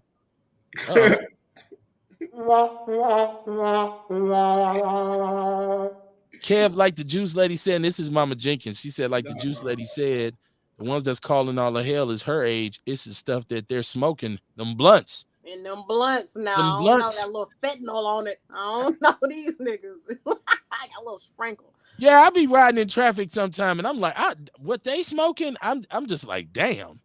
It's like we got it lit in our car. We wasn't that powerful back in the day, Kamar. You couldn't get high in the next car over. I'm sitting in the car looking at my son like, damn, I'll blow. You gotta roll the windows up for both of y'all to catch contact. Well, they got the windows up. It's like, what the hell kind of weed is this? It's that fentanyl weed. I don't know. It just, and you know, these kids, they laugh because they say, like, okay, I'm aging myself, but like, we would smoke regular weed, right? Like, we would say red hair cess, and you get it with the red hairs in it. You like this some fire, like you get a quarter ounce or a half ounce of Reggie, and you roll 9 blunts, and everybody smokes. Nobody was tripping. Every now and then you said, I got some hydro, or I got some endo, or something like that. But for the most part, everybody smoked regular weed. Now I didn't know. My son told me, and I don't know how his ass know, but he said that don't nobody smoke no regular weed now. They won't smoke that. I'm like, wait a minute. So where's all the regular weed going? I was just gonna say that, Kev. I think it's at the dispensaries for the old folks because they need that. The older people, they getting the Reggie and the regular. Hey, yeah, you know, it's a lot of. I know some people that ain't gonna smoke no loud because they say they get too hot. Mm-hmm. Yeah. Okay. I don't. Us young folks, we smoking the Zaza, the exotics, supposedly off the street, not knowing, and then have these drug dealers, you know what I'm saying? So what strain is this? You know what I'm saying? It's a hybrid. I don't know. Niggas don't know. So half the people on the street don't know what they smoking. You know, we just smoking. Yeah, I don't. Once again, I just think our conversation was because I said gas. I was joking around and I said something about some gas, and my son was like, don't nobody say that no more. I'm like, what? They don't say gas no more? He's like, no, it's all about the Zaza now. And I'm like, well, what is Zaza? He said exotic. I said, gas ain't exotic. He said, nah. Like, how you know all these details, man? Well, because it'll make me feel that way. But what you mean? How you know? I mean, yeah, that's one part of it, right? But I mean, he's 17, he's 16. So yeah, with the youth, you know. Right, you know what's going on. You better know. Y'all ass get Mickey. Yeah. He said Dion said King had some fine ass women. King did have a bunch of pretty young ladies, and a lot of them were thought very highly of themselves. I can tell you that right now. Like, and it was like ill. For me personally, I was just, like, give me North Division or Marshall or something. You know what I'm saying? Marshall was a little bit better with that than I was at King. And I went there. So Paris said, hey, Courtney Francois. Hey, y'all. What you lie about? You lied about having a whoa girlfriend or woman. Let me see. Whoa. He said inboxing. He said inboxing. No, we lied. We No, lied. no. Inbox him. Inbox him. Kev, we lied. We talking about wanna know. blunts. Erica Hunt said not all No, We blunts. talking man. about blunts. no, I don't want no white women. I don't want no white women. No. We talking about Zaza. Kev, no. She said no, we're not. No. No. I think y'all need to communicate. We was about to on here. I was gonna talk. He was gonna type. We was gonna work this out in front of the family of the Outlaws. Oh my All right, goodness. so it's not like Kev was with it. He got quiet. Dion, what you lying for? You act like I don't know you went to Mardi Gras with your chick. You know what I'm saying? You all on 101.7 talking about being with your girl, the Sherwin, you know who I went with, Sherwin, with my lady. Woo. I don't need no other ladies. I only got time for one. But then you doing all this texting to me, all this, hey, sexy, when we gonna get together while you're not answering the phone? All right, let's get back to Zaza. God damn it. Let's get back to Zaza and white women. I'll just let Dion know how he lied. Don't be lying. Don't be playing in my face when you got a whole woman. Don't do that. That's crazy. No. I'm sweating. No. Right. He wasn't ready. You better get ready. You know, and you stay ready. You ain't got to get ready. We done heard. Mama Jenkins said we got high, ate everything, and took our ass to sleep. Red BB, she said. I'm talking about Acapulco Gold. I'm old, man. Listen. I don't think. First of all, I think young people should steer clear of this kind of thing because some people chemically cannot handle it, and it does begin them on a path to addiction, right? And I'm saying that because just like anything else, with sugar, some people become addicted to sugar. And I didn't, this came from me watching the story of Phife Dawg from A Tribe Called Quest, right? And they talked about on tour how they would stop and this dude would buy like a big old bag full of candy and like drinking big gulp sodas because he was addicted to sugar. Like that's what he ate all the time. And Q-Tip said, man, I be trying to tell dude, like, you shouldn't eat this kind of stuff all the time. Like if you're gonna eat, have some candy, but bro, you doing like your stash is ridiculous. And he even said Q-Tip used to be drinking almond milk and all kinds of stuff, telling us, we got to eat better. And his diabetes, his kidney just went out, right? But he was addicted to sugar. So there's people who should never eat a candy bar because they can't stop at one. So I believe it's people who should never hit some weed because then it becomes, no, I got to be high round the clock every day. And then when your tolerance is up and the weed ain't enough, here come crack. I'm just saying, pills, whatever. Let me see. Just like some people should never lie because, sometimes after you tell that first lie, you got to keep going. God So don't do it. God damn. Keep it especially if you lying about the candy that you got or the drugs that you doing. Like that kind of lie is bad, right? Right. Dion said, I'm curious why we should be responsible for these kids' activities. Because we are the adults in the community. Listen, the whole Milwaukee versus everybody thing that I've been on lately. I want to talk about 414 Day too, because a lot of people felt a certain kind of way about 414 Day. Man, we can't celebrate that either. Ain't they, Kumar? You can't stand. Yeah, I'm gonna get into that. But so I feel like I gotta stay. Goddamn cool, man. I celebrate. I said happy 414 Day and shit. Yeah, Damn. I've been putting up Milwaukee versus everybody. Because what I'm saying to people is, and to answer that question is, I feel like I have a stake here because I've raised my children here, and I still have young people. I was born and raised here, right?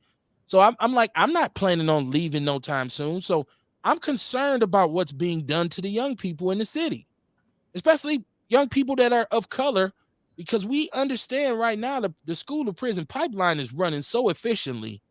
And it's just waiting on them to fall onto the conveyor belt so they can just go get shipped, signed, sealed, signed, and delivered, signed, sealed, and delivered to, your local penitentiary. And the overwhelming effect of that is that economy from those prisons keeps northern Wisconsin's economy floating. They sending their kids to Marquette off the backs of our kids going to prison. And so I want to see that come to a halt. So that's why I think we should be responsible and we should be coming up with ideas on, because if we got to vote these individuals in, we should be coming up with ideas on what they should be doing once they get into office.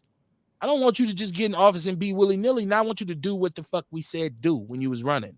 That's right. So that's why I said we were responsible for it. Mama Jenkins said she was talking about red bulb. Red bulb. Yeah, that's what I'm saying. That we call it red hair.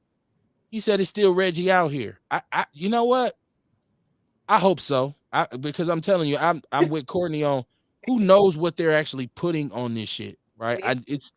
It don't even smell right. Like I'm like, dude, that doesn't smell right. Like that's like chemicals burning. So you got to be aware. Mama Jenkins said now they get high and go shoot up the clubs and kill folks. In some instances. Dion says, I'm glad I don't use drugs no more. I'm glad I don't use drugs no more too. It was on some kind of hard. What kind of drugs? Because people don't say about weed. What drugs you was on? MC Tone said only smoke that weed called knock a hoe out. Right? Okay. Well, I'm surprised you didn't. I don't want to knock no hoes out either. I don't knock nobody out. Yeah, I think if you MC Tone. If you smoke that weed, you end up drinking a drink called lock a nigga up. Right? That's what you end up. That's what happened to your ass when you go knocking hoes out. I don't know. MC Tone don't hit the hoes, man. He said I was running through them at King. That's cool, man. I just, you know what? But okay, even in being young, like girls, women love them to death. I wasn't overly concerned with chasing girls when I was a teenager. We was on the block. We was in the streets. It was, you see girls, you talk to them, but nobody was trying to be in a relationship. Like, me and my guys used to rib each other. Oh, you simp, dog holding hands at the movies. Like, man, we just didn't, it wasn't from a gay perspective. It was just like, no, you get you a girl and you hang with her sometimes, but we got to be out here on this block, man. We got to get out here and do what we do. So when I was at King, I wasn't preoccupied with them like that. And like I said, a lot of them just thought so highly of themselves. I just was like, ew. I was getting my Bill Bellamy on all through them high school years. Like, what? I'm like, what you mean? Wasn't no commitments. I was out here parlaying. They wanted me to be their girlfriend. It's like, no, I ain't really into that. You know what I'm saying? Yeah, this was parlay through them years. Parlay. Bill Bellamy. How to be a player. Yeah. You know what I'm saying? Now we committed. You know, now we committed and we loving people. But back then, no, they said we don't love them hoes. Well, I didn't go, you know what I'm saying? I didn't really do like start being preoccupied with that until I got to college. That's when I was like, dude, like let's get some girls. Like it wasn't when I was in high school, it was about being on the block. Like, you know, you had time for a girl when you had time for her. We what out here on the block doing? Man, whatever was popping, whatever was going on. We just out here in the streets, just trying to get some money, trying to get some influence, trying to be there when the action happens. You know, we getting into it with other motherfuckers fighting and shit and doing what young knucklehead teenage boys do. Okay. So, you know, we went and now it was time. Huh? Was you tricking? No, absolutely definitely people tricking in high school. Like, oh, look at no. You weren't tricking? No. I was getting $20 a week in allowance. It wasn't much left for no hoes. You ain't get that up? No, not absolutely not. You know? Let me go use it at the hair store. Come on. Gas was like 79 cents a gallon. I get my allowance and put $15 worth of gas in my car. I'm good. It's full. And, you know, get 10, 15. We go out in the street. That's what I'm saying. Get some money. Let's ante up. Let's get some money. Now, I had 20 when I got here. I'm going home with 150.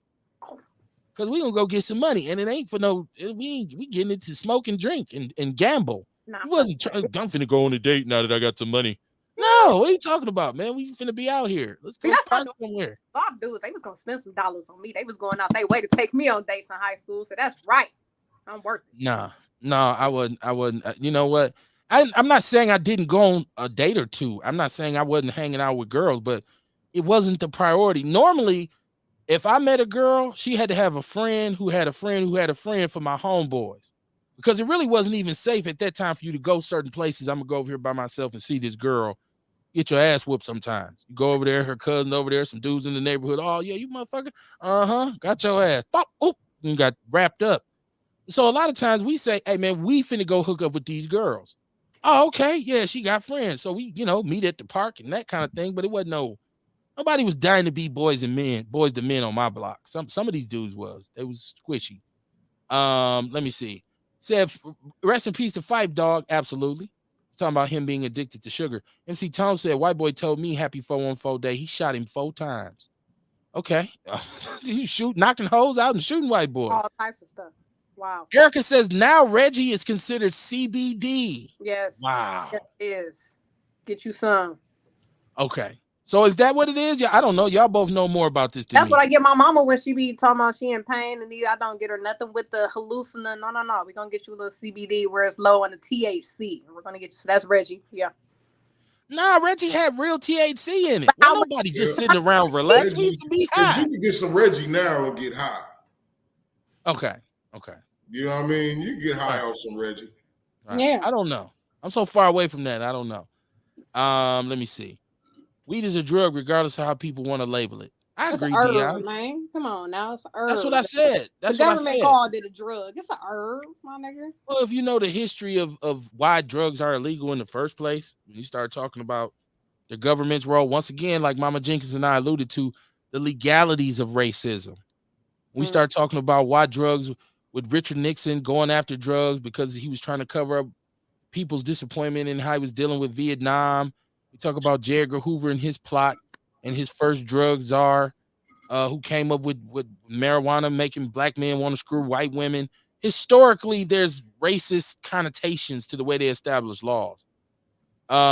He said, I was hustling and banging hoes. I get you. I get you, bro. I get you. Hustling and banging hoes. He said 45th finest, no cap. Okay. You always be capping, Dion. We figured that out the other day. And furthermore about weed. Capping. You do. So I'm on no cap. You cap. Yes, you do. MC Tone said I was getting hoes at 7 years old, driving at 11, sex at 10. Well, everybody talk about, see, Kamar, we was just talking about Freaknik and everybody talking about they past tonight. So everybody go in the chat room and put y'all was out here hoeing 106. MC Tone, was you a Freaknik? Is you gonna be in the documentary somewhere? Is niggas gonna see you? No. He might be. You know what I'm saying? Was you there? He said he was grabbing zips of Yay back in the 90s. Come on now. Oh. So I went everywhere except on Keith, but I kept a big 357 on me. Okay. Baby Drew say legend of the ghetto. Bitch talking shit, I blow dust at her. Hunt said talk about it. MC Tone said I put Reggie on Captain Crunch. He put Reggie on Captain Crunch cereal. Seduction Doll said boy scared her. I had things to do. Hello Outlaw family. Hello Outlaw family. Tiasha Arthur said my cousin smokes Reggie weed and still use tops. Okay, it's still out here. I didn't know. I'm going off what my son told me. So I was asking him, like, okay, so where does the Reggie go? Where's all the Reggie at now? At these little, like how we got the little dispensaries in the city, and they got the low. Niggas still sell it, man. Let me shut up.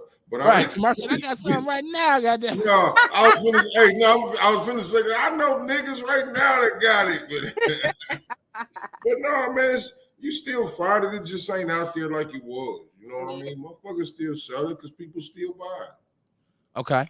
THC shops, because they show you that THC they got, and that should be super, super, super low on the THC. It'll be like 17%. You be like, damn. You know, maybe it'd be lower than that, like 5%, because at the dispensary it'd be a little higher. So maybe like 5% THC. I think it'd be at them spots. You know, you got to find the Reggie weed man in particular. You can't just Reggie. This is where you need to have a Rail on the show, because Rail can break that shit all the way down for you. Like Rail is the most. I've never met anybody who knew more about the composition of weed. Rail is for real with that shit. Yeah. No, listen. He said he was grabbing. The 90s was a wild time. This is why this Freaknik thing has grown legs, right? Like the 90s were a wild time. I did a lot of stuff in the 90s I shouldn't have did, right? Like in terms of, and I'm speaking on. You don't hear me brag on it now because I was doing it to my own community, right? Like I wasn't an asset to the community in the 90s, right? I thought at the time I was standing for it. I thought we hold it down over here. This is our hood. You come over here, you have a problem.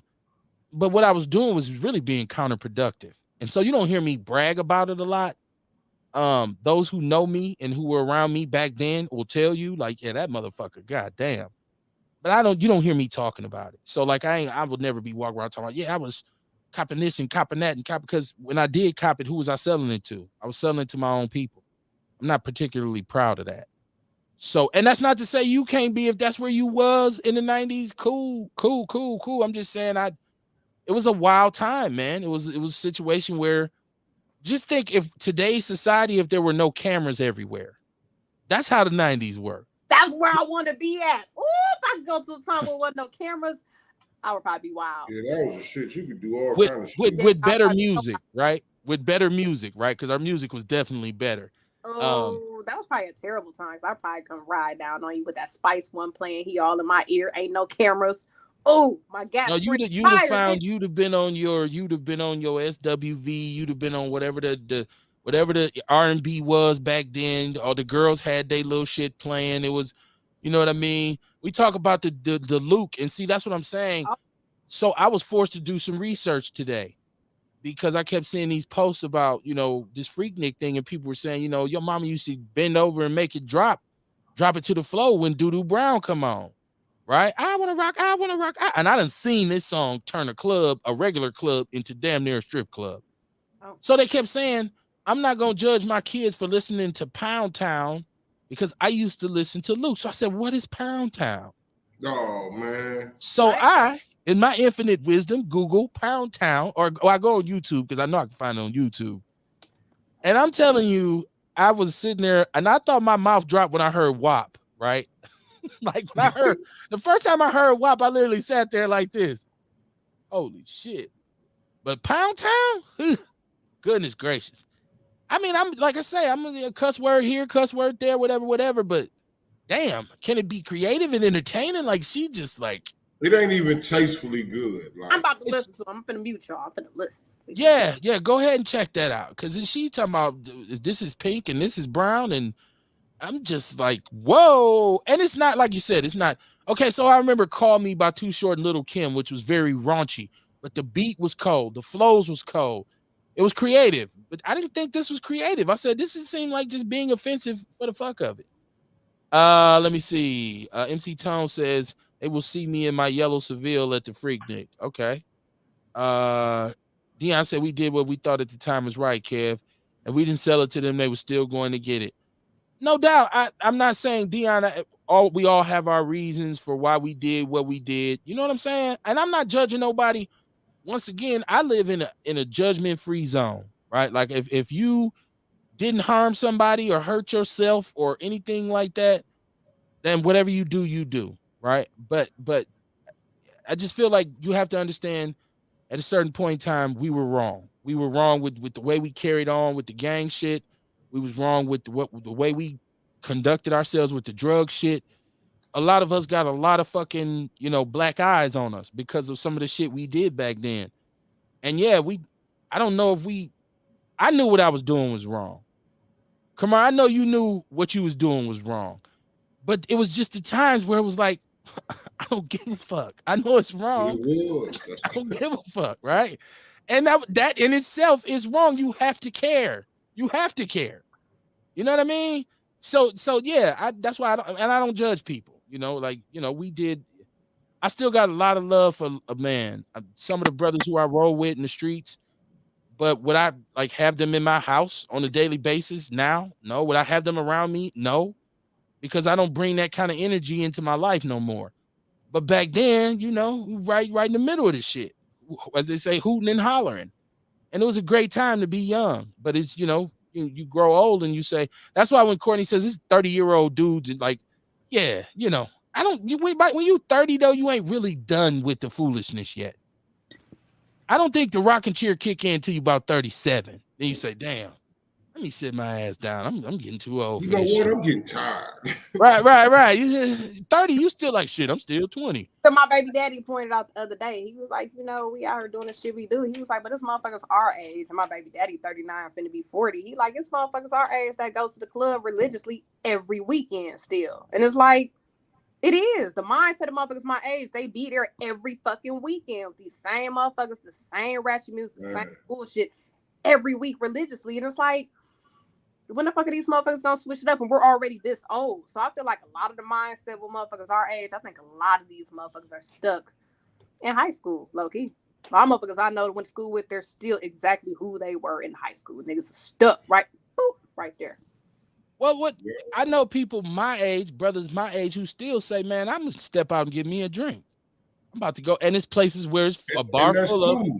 of our age group, and they partying like a motherfucker, and it ain't no violence. That's cool, right?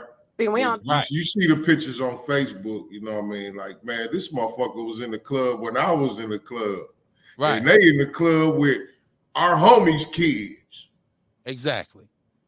I just think when you get to a certain point, like if you want to go out, man, and I don't think it has a number on it. I don't think it has an age on it. You go out, but it's the way you kick it that you, because I'm not like, look, at my age, I'm not still supposed to be up in some hole in the wall with a pistol on me, with me and all my guys strapped, and like, you know, one of them serving customers on the side while we sitting at the bar. I ain't supposed to be in no joint like that now. If I'm gonna be somewhere now, I'm supposed to be in somewhere where they got some classy live music, or they playing some good 90s rap music on the jukebox, and all of us are, we all got to be at work on Monday. So everybody trying to be in and be out and have a good time. It just changes where you're at. Now, if you still 30 with the glitter tight jeans on, right, which I see some young brothers who still, you know, I'm not judging them either. Just, you know, I'm not. Do your thing, but just don't wonder why I'm not.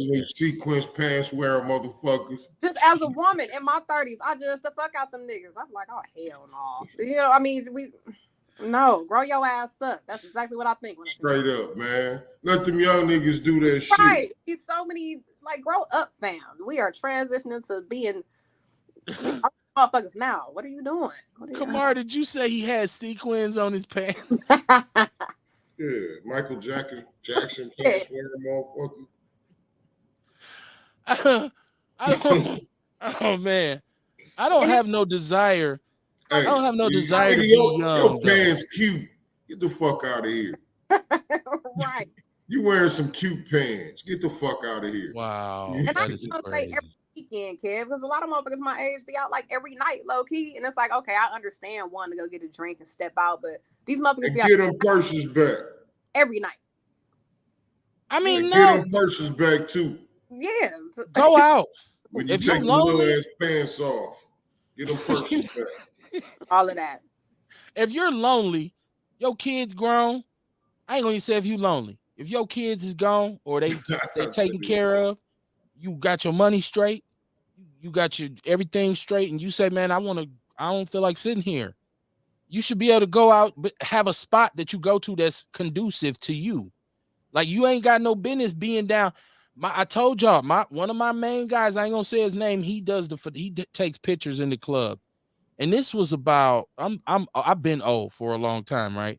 So this was about 7-8 years ago, and I was already out to pasture damn near, right? I had reduced myself to only going to old people places, right? So I'd be at Garfield's, you catch me at ARJ's and all that. You know, you wasn't gonna catch me downtown at nothing. He takes photographs in the clubs for money. So he says, just run down here with me. I take my fool ass down there with him to 618. Oh. And the club next door to it, right? Like, so we go in, he's setting up. He's like, dude, just have a seat. And you know, get you a drink while I'm gonna be here about 2 hours. It was the worst experience. I looked like somebody's granddaddy in there. It was like, dude, I didn't know who the fuck the music was playing. They're like, oh yeah. I'm like, who the fuck is this? They was playing songs that I had never even heard the uncut version of. Like, I didn't know he was cussing on this song. I was like an old ass man. We went to another club where they had a smoke machine and a flashing light, and I actually complained. This is bothering my eyes. This goddamn flashing. Look, it's too smoky in here. Way. I feel like that in my 20s. I'm like, man, turn this shit off. This is how people get hurt. You know what I'm saying? Turn this shit off. I just knew it was over. I just knew my clubbing days was over. And then my other young partner who I work, K Rice, who's been on the show, who's doing the shout out to K Rice and Arrogant Culture, who's doing the day party coming up here, which will bring K Rice back. K Rice is a little bit younger than me, right? So when we worked at St. Charles together, we be getting ready to get off. Maybe it's a Saturday night or Friday night, whatever day we was working. What you gonna do, man? I'm about to step out. So my spots that I would go to, you know, Jeans Lanes and stuff like that, he would sit there and be like, this old ass shit. Like, oh, KB, man, this ain't cool for me. Then he said, well, we going to Club International. Here I go. In the summer with a linen suit on. Damn. Definitely with somebody and uncles club. That was you. It definitely be old niggas in there. That was you. Right. But see here's the thing, right? If I had a went in 502 or something like that, people would say, oh, he clean as a motherfucker. It would have been sharp, but not an international. You wasn't. Nah, they was looking at me like, who brought their daddy to the club? I'm sitting in there like, oh, hell no. They had the Kamar say the sequence jeans with the big goofy glasses and the gold fronts and all this. I'm sitting there like my name was literally Mr. Barnes. I've been in a club, in a young club where an ex-student of mine has come up to me and said, Mr. Barnes, what you doing in here? And I'm like, what the hell you doing in here? Like, you was in 8th grade last time I seen you. Did not think like, damn, that was 15 years ago. She grown now. She can be in the club. I'm the one who not supposed to be in here. So it's just like, just know your role, as they say. I don't miss. I have so much more fun by myself, right? Like, one thing I don't miss is a gang of people around me. I can sit in my garage. It's a shame that it's cold, because when it was warm, I'm telling you, Saturday night, I had my feet kicked up to the sky. I was chilling. Had my cocktail, watching my YouTube shows. I was catching up on Fat Joe and Whack 100, arguing. I'm an old ass man now. There's nothing wrong with that. But I still love live music. I would like to be able to have a place where I could throw on some gear and go and hear a band every now and then. But when my back heals up, we'll see. Oh, by the way, too, shout out to Eddie Silas. Eddie wants us to do a show from his store, from his gun store. He wants us to do a live from the gun store. Hey, my lady and her son got their license store. Oh, a word? Yeah. Through Eddie? Yeah. Okay. I was talking to Tyson about trying to put something together to take like the teen girls from Howard Fuller up there. I just feel like, take them, let them practice with some bangers. Pow, pow, pow, pow. No, don't take them little teen girls from Howard Fuller up there with no guns. They need to, what I'm saying, get a little training, get to feel the iron feeling their hands. Keyword here being teen. Do not do it. No. I've been in Howard Fuller before. Some of them sisters need to stay away from guns. Let me see. But we're talking about how we gonna do this. So I'm actually supposed to go up there and check his spot out, so we can set up because we talk about a lot of self-defense on here. I'm a gun dude. Rail's a gun dude. Courtney loves guns. I know Kamar don't fuck with them. But not from a criminal perspective, but from I keep talking about legalities. And so we like to discuss, as a gun owner, a person of color, what are your rights, how you should, operate and stuff like that. So I'm going to get up there. I'm going to get up there and talk to him. We'll set it up. I want to do a bunch of lives across the city at different places, but it just got to be certain things. Because I'm going to be honest, I don't like a lot of people. You don't. And I don't want to be around them. I don't even want to front. That's why we talked about this, Kev. I got you. Right. We got you, man. We know where to go. Yeah. I have a short fuse for bullshit. Yep. And it's hard for me to be around a bunch of people with fake energy. That pisses me off. So, it's like, okay, so if you got a homeboy who you ain't seen in 2-3 years, right? He ain't called you, you ain't had no contact with him. When I see him, it should be, oh, dog, what's up, man? How you been doing? Oh, man, shit, it's good, man. How you been doing? Oh, we good, my people, whatever. Not, man, love, nigga. Oh, man, love you, bro. And no, you don't. You ain't called me in 3 years. You don't love nothing. I don't need fake love. I don't need, we always gonna be brothers. No, we ain't. We ain't been brothers for 3 years because I ain't heard from you. So I don't do well in them scenarios. I get to side-eyeing people. So even with family, if I got family members who don't call me or don't have contact with me, I don't want to go around you and hear, hey, fam, hey, cuz, hey, love, cuz. It's not. It's all fake. You don't give a shit about me. I ain't heard from you. That's just me. So, Kamar, like you said, we have discussed that before. So there's a method to it. And I realize I got to let some of that shit go. Some of it's my own petty hangups. I keep saying God ain't done with me. I can admit it. That's right. He said he still upholds the laws and politics of growth and development. Good luck with that. I still I still understand some principles of my neighborhood growing up. I don't even have to say what it is. I still hold some of those principles near and dear because they kind of extended into how I carry myself as a man, but it's not gospel. Well, And that's how they, but you know, Kev, that's how all those principles was. Whatever, you know, whatever said it was. You know, that's how it started. It wasn't that, you know, brothers was just banging on each other. You know what I mean? It was about uplifting ourselves and getting better. You know what I mean? As a community. right. That's what they was ultimately about. So those principles, that's what they meant on both sides. Yeah, but I'm not holding it to the point because I know back in the days, one of our kind of things was even no love for the other side. Like you don't talk to if you Yeah. ain't this, I don't And even that's right. associate with you. That's where we got misled at right there. Right, right. And so now I could say I got friends all over the spectrum. Like That's some right. cats I'm cool with now. My brothers from the neighborhood will be like, dog, you be talking to them, you know, if they still hold, you know, every now and then you meet an old homie who's still holding on to some shit. Like, man, you still over there fucking with all them folk niggas, man. You like, dude, man, what are you talking about, man? We 50. What you talking about? Like, come on, man. What you want? You want to jump him on the 62? Like, what's going on, man? Like, come on, man. Let it go. But no, hold on to it. Especially if some of those things helped you. What I realized is back then, a lot of brothers who didn't have fathers or didn't have a big brother or they never had something that they felt like they belonged to, they had love for the neighborhood or the set because it provided that for them. And it taught them what solidarity and like route, man, I'm gonna ride with my homeboy. Like no matter what, I'm gonna hold him down, he gonna hold me down. If that's what you're drawing from it, yeah, cool, but don't get it where it's like, okay, well, I gotta ride on somebody because they got their hat pointed a certain way, or because I put a pitchfork up and he put a pitchfork down. That's what we fighting about, really. That's what we are really fighting about. Come on, man, it's bigger fish to fry nowadays.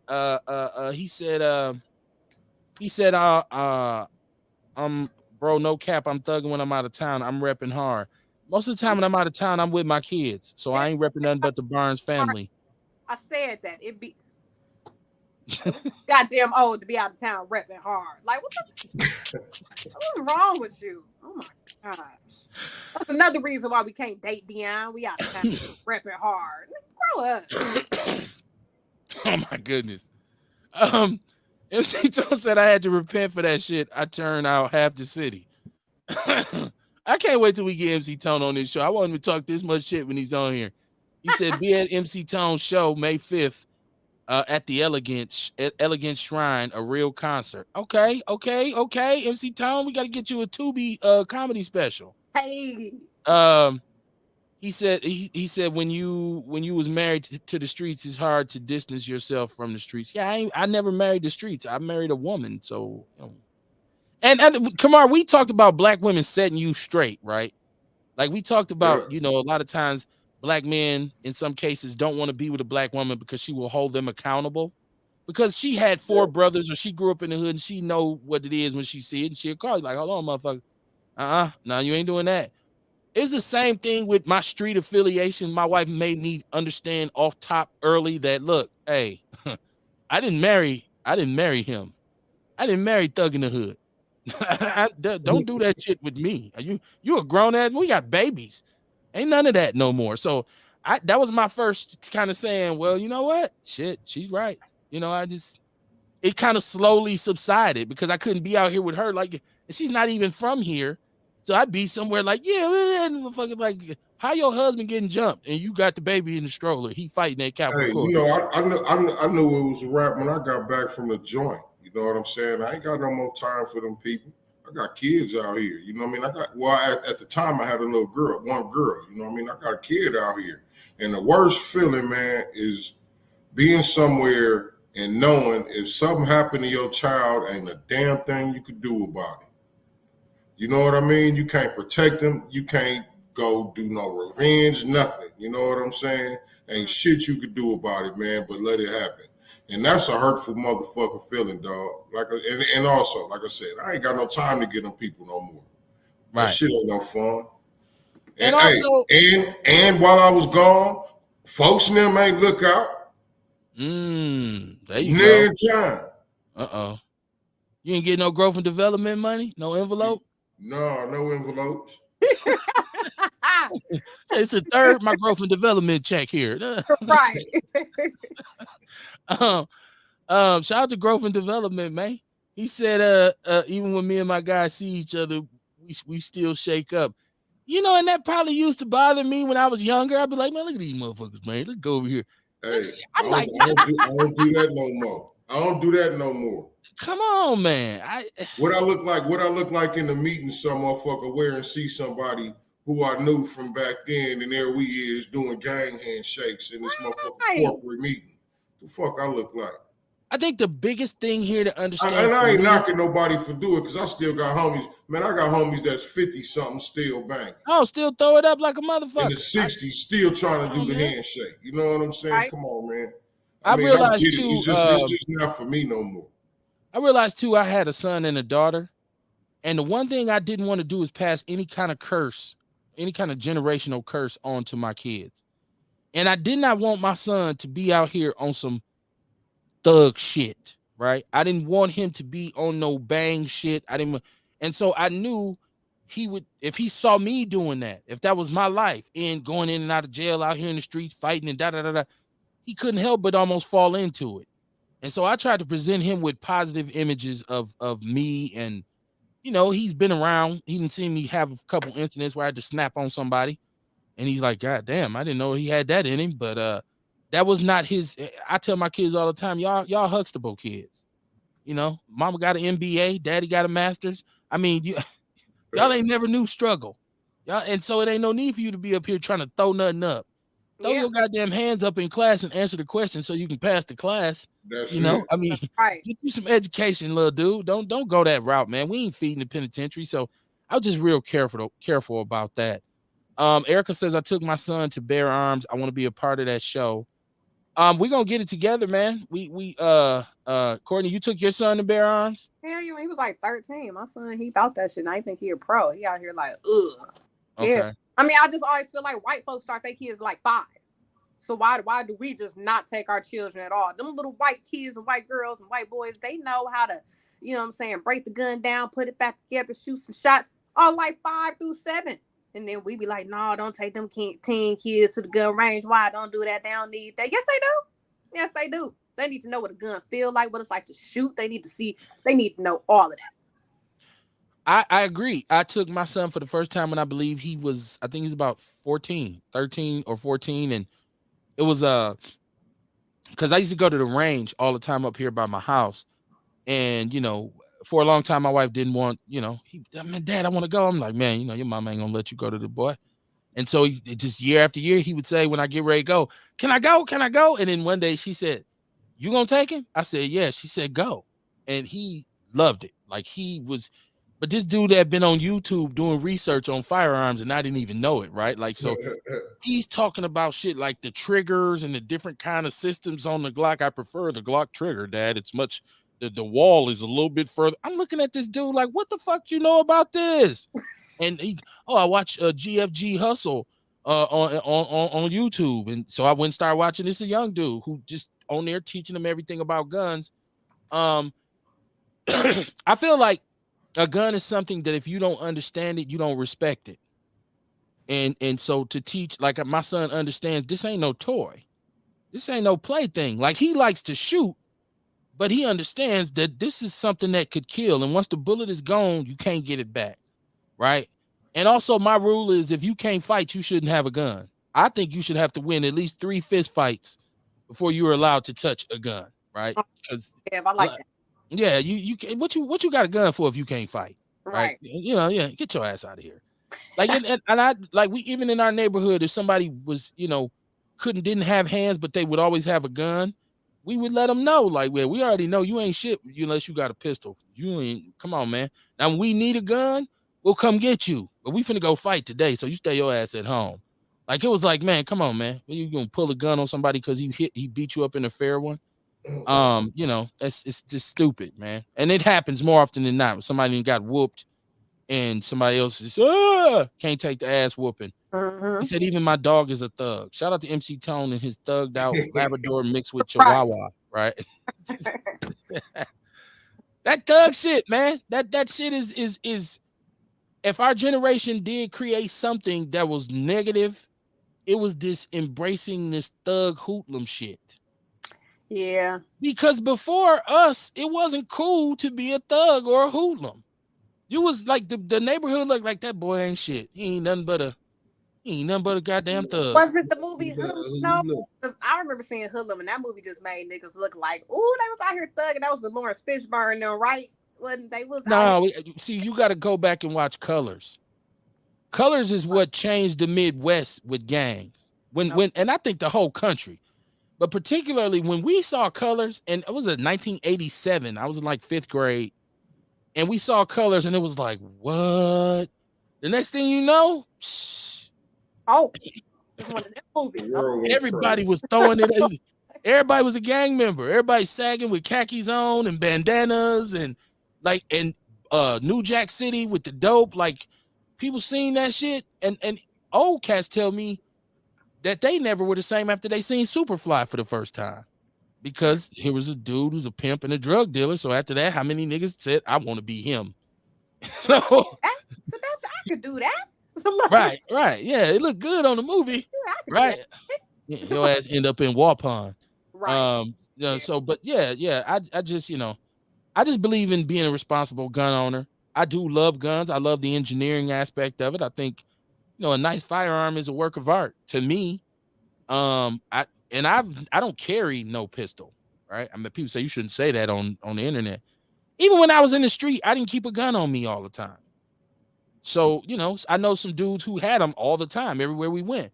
Because I always felt like I'd beat somebody's ass. Like, right? I'll beat your ass. This is my gun right here. But when it was time for them, I knew where they was at.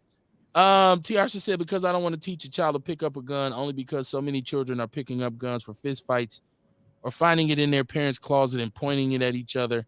And that's why that's what I'm saying. Like, I wanted my son, I didn't want him to think, oh, I know dad got a gun here and a gun here and a gun there and a gun here in the house.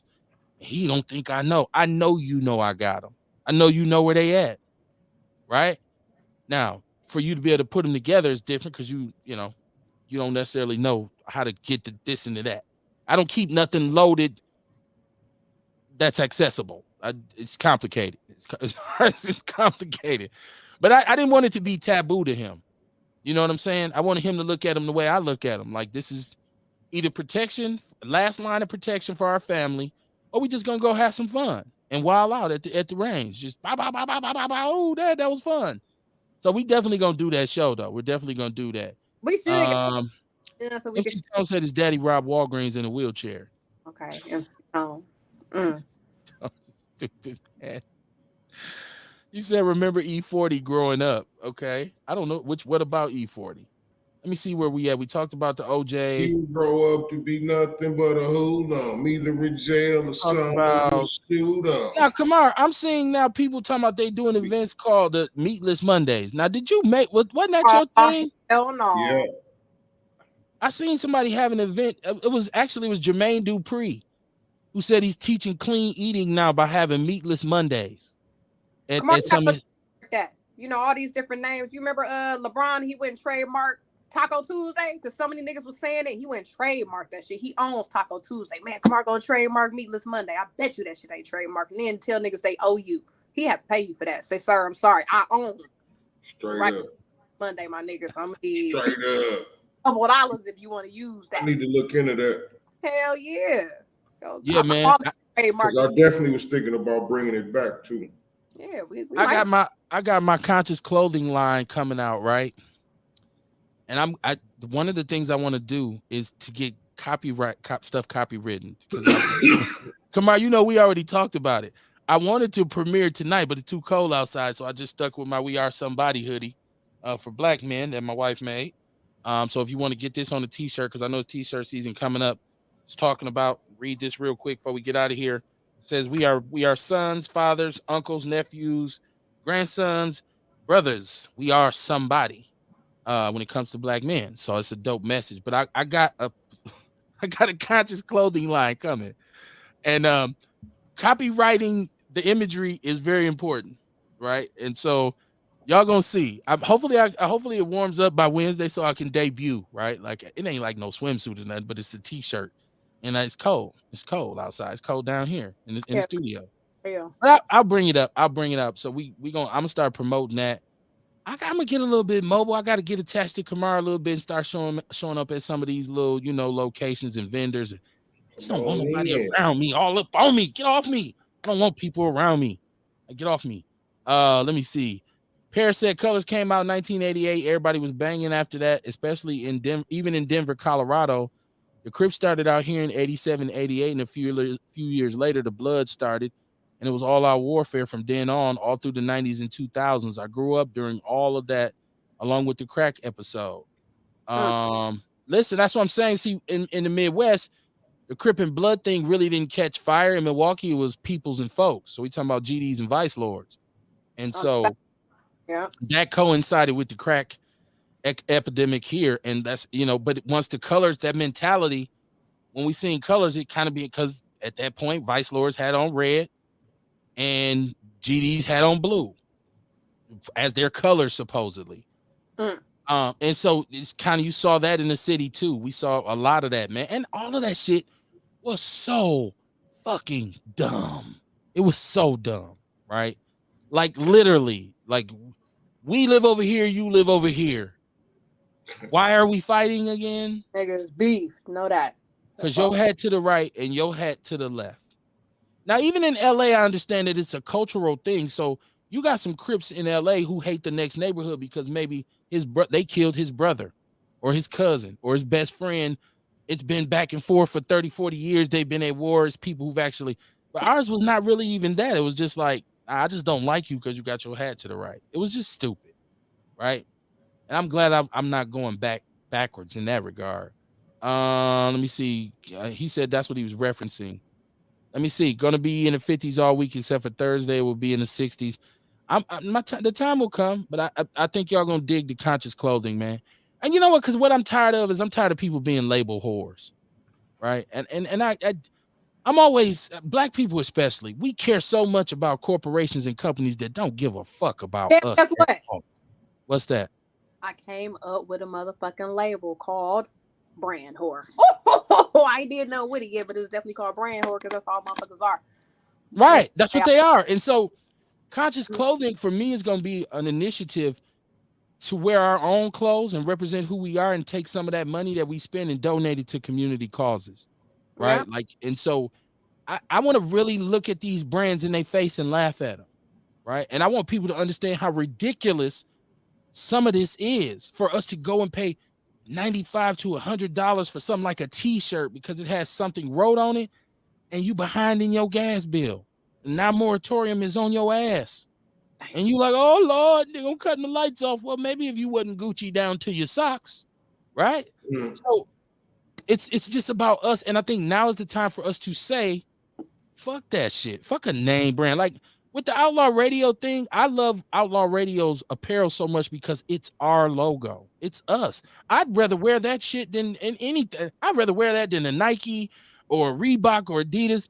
Give me my own logo and let me sport my shit. You know what I'm saying? So conscious clothing is going to be about that. Like we're going to represent ourselves and we're going to do for ourselves by supporting each other. And so you'll see y'all gonna laugh, but it's going I'm not I'm gonna be full blast with it. People gonna be cracking up, but it's all good.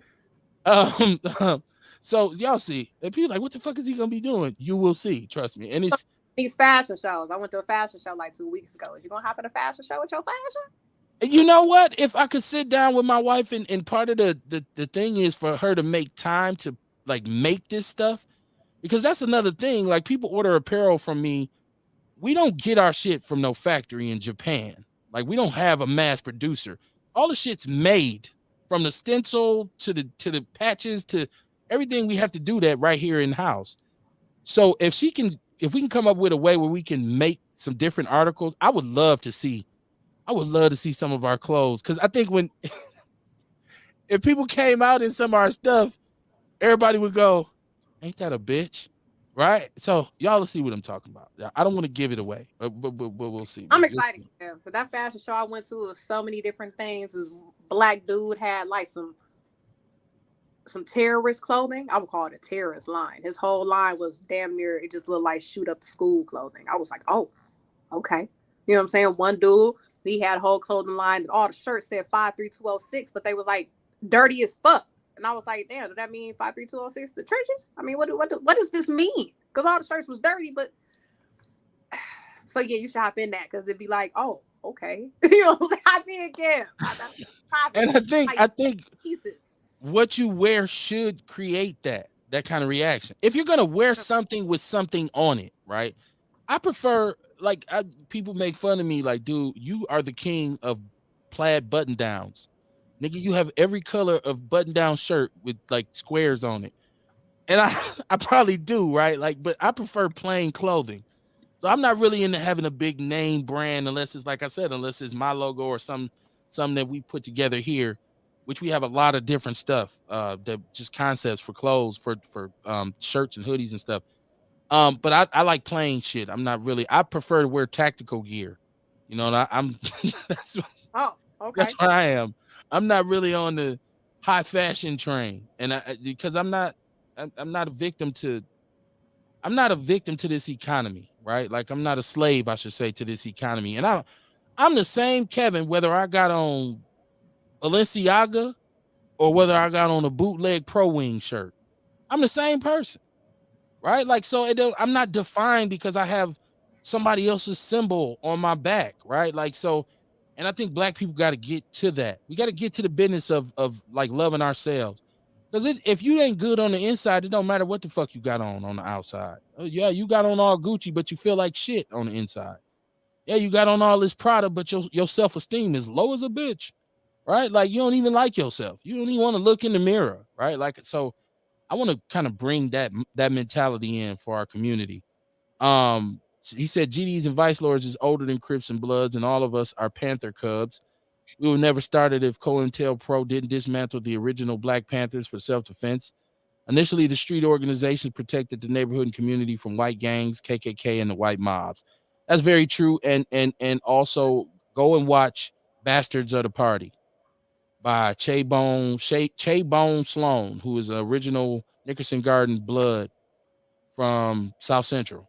Bastards of the Party, which breaks down the intentional dissolution, them dissolving Black Power parties in the 60s, like the Panthers, like murdering Fred Hampton and Bunchy Carter and all these young brothers who would have had our community on lock. Imagine what Chicago would have looked like potentially had Fred Hampton not been murdered, Right. right? And so what comes from that? What comes from the systematic murder of all Black leaders is what you get now. This is why you see what happened in Chicago downtown was going down the other day. When you don't keep a Mike McGee Sr.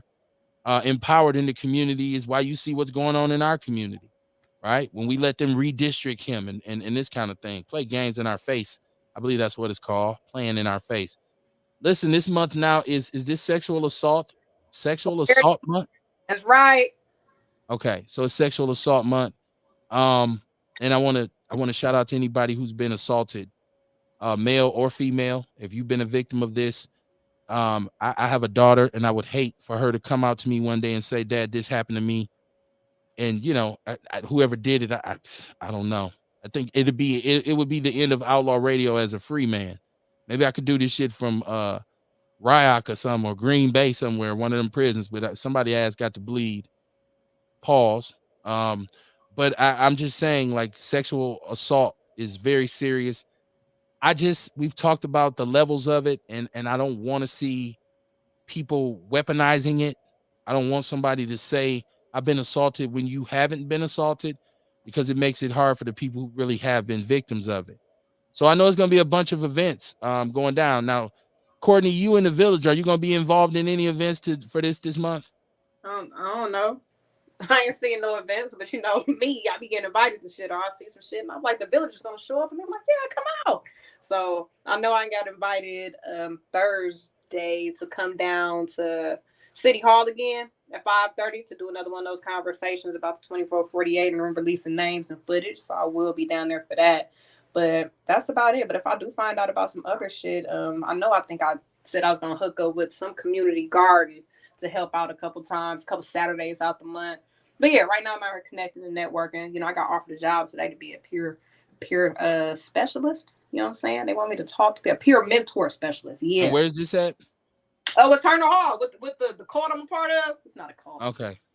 But, but yeah, like I said, they got me my first contract. where I was paid 50 an hour. So when I went today to the meeting, they was like, I actually got an opportunity, and I was wondering, would you want to? Hell yeah, give me your card. I'm gonna send you an email. We're gonna talk this week. So we growing. And don't y'all forget this summer to come out to the Milwaukee Makers Market, to the fucking night market, because Alkies will be there with the juice at the markets. And I was thinking about hitting you up, Kamara, you know what I'm saying? If you ain't gonna be there, have a couple of your items, well, especially while I'm at the night market and shit. That's popping. It'd be like a whole party. So yeah. Yeah. Okay. Kamar, you in tune with any events supporting this? Because I know you close with Team Till, and your people was with Team Till, so I know they're gonna be doing something. Well, as of right now, I don't know nothing, but I'm just like the juice lady. Stuff be popping up for me the week of type thing, or a couple days ahead, and I run with it. I just stay ready. You know what I'm saying? Stay ready when they need. That's what it's all about. That's what it's all about, man. Already, we Team Till had they paint the city Till Day and they sexual. We did the walk and everything. That was maybe like two weeks ago. I seen it. They was on here she was on here promoting it. We got Ajamu coming up with Heal the Hood. He's gonna be on the show. And I see he got a lot of. I was messing with Ajamu because he was shouting out his sponsors, and I'm like, well, what about us? And he was like, no, brother, hold on. Like I said, I'm just messing with you, man. I just like to see our logo. So he'll be on. This is probably come out the third or the fourth time they've come on to Something promote like Heal the Hood. Yeah, yeah, we've been supporting him. I maybe I should have just got us a table. We could have just sat up and. I'm gonna be out of town. Oh, you gonna be gone? Okay, well, yeah. I'm glad I didn't then, because I'd have been down there by myself. Like, goddamn, Kamar didn't show up. You would have had people say they'd be there. Right, Real would have been down there with you kicking that shit. They're gonna be there anyway. Right. Okay. Well, I don't know. We'll see. It depends. My baby girl about to come home from school for the summer, so I'm about to be, and I got to work this boy out for his senior year in high school for football. So my summer gonna probably be pretty occupied. I got to get him. I gotta get him right. It's scholarship time. Huh?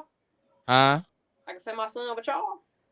If we got a workout going, I don't mind him coming. I really don't. I'm trying to get, my son I'm trying to get him to get his teammates and get them right. We'll see. I normally everything he does in the summer, it goes through his school. But he's asked me kind of like, Dad, I want you to kind of take me to the weight room and put me through some paces. So I'm thinking about that, and I know, like I said, baby girl gonna be here in a couple weeks. So my daughter's, and so I just want to spend as much time with my family as I can this summer and just enjoy because my kid's about to be grown. I know, I see that, yeah. Like you getting emotional, like damn, my yeah. And my babies, I see. I'm one of them dudes who loved having little kids, right? Like me and my kids used to roll. Like, where we going, Daddy? Come on, y'all get some ice cream, some hamburgers, and take y'all to the park. I'm gonna buy y'all a bunch of shit you ain't supposed to have. Mama said we can't have no candy. Candy for everybody.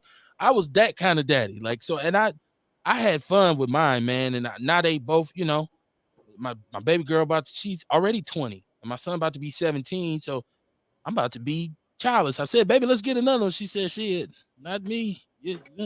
So I got to get a dog or something, I guess. But so I want to enjoy them, as much as I can. These last few, because I like I said, they was my road dogs. My son was he been my road dog for like the last 8-9 years. He rolled with me. You see me rolling, you gonna see him. Now he about to be like, nah, Pop, I'm good. Don't nobody want to ride around with your old ass. So it's like, all right. I want to get back on the fishing bank. I need for my back to get straight. I ain't threw a hook in some years. I might have to give me a chair and go somewhere where I can just sit down and cast, because I need to get back out there. So this is gonna be a pretty family oriented summer. So we'll see. Hopefully I can get out to something. If I can find a group of people that actually can stand and be around for more than 10 minutes, we'll see. We'll see if I go to their shit. But we're gonna do Eddie Silas. We're gonna do his gun store. Definitely. I just want everybody to keep their head on the swivel, man. And let's try to be more focused on things that are positive. I know it's good. It's very easy to pick up on all the negative shit, right? Like, so we talked about 414 Day, and people saying, well, man, that ain't for me to celebrate. I hate Milwaukee and this, that, and the third. And I have to say, I don't hate Milwaukee, right? And I hate some of the conditions and the issues that we deal with, but I'm also fully aware that these conditions and these things exist in other places. I believe that if we invest and we plant our flag and say, nah, we ain't going nowhere, y'all gonna do what's right by us, things will get better. As long as you backpedaling, you can't throw a solid punch, right? And so I just feel like we have to really establish what we want our community to be here. I think we have an opportunity to do so. So many people are jumping on the train saying, I'm going to move somewhere else because it's better there. And maybe there's more opportunity. Maybe there isn't. At the end of the day, ultimately, you have to do what's best for you. But I don't think it's wrong for those of us who plan to be here to say it's 414 day. I don't think it's anything wrong for us to say it's Milwaukee versus everybody, right? Like, because if you ain't trying, if you ain't cheating, you ain't trying. So if you ain't out here trying to get something done and make something happen for the community, you basically need to shut the fuck up. I just think if all you do is complain, I don't want to be around you. I only want to surround myself with positive, forward-thinking people, and that's where I'm at. When I say I don't like people, that's all I mean. I got more time behind me than I do in front of me, so I'm trying not to waste the time that I have left, and so I want to be around positive people who are doing progressive things for our people. And every time I run into somebody who is complaining about the community, somebody who is saying they're going to move somewhere else, what I ultimately discover is that their criticism of the community outweighs their contribution, and I start kind of looking at them like they're coons. I will see y'all Wednesday night, man. We're going to try to bring MC Tony here and let him talk his shit on the air, man. Dion said I'm a good dude because he said he'd blow his nuts off if he had another one, and he only have one. Kevin love the kids, man. If you don't love kids, something wrong with you. Peace and love, man. Capital Driving Accent, stand up, baby. Love y'all.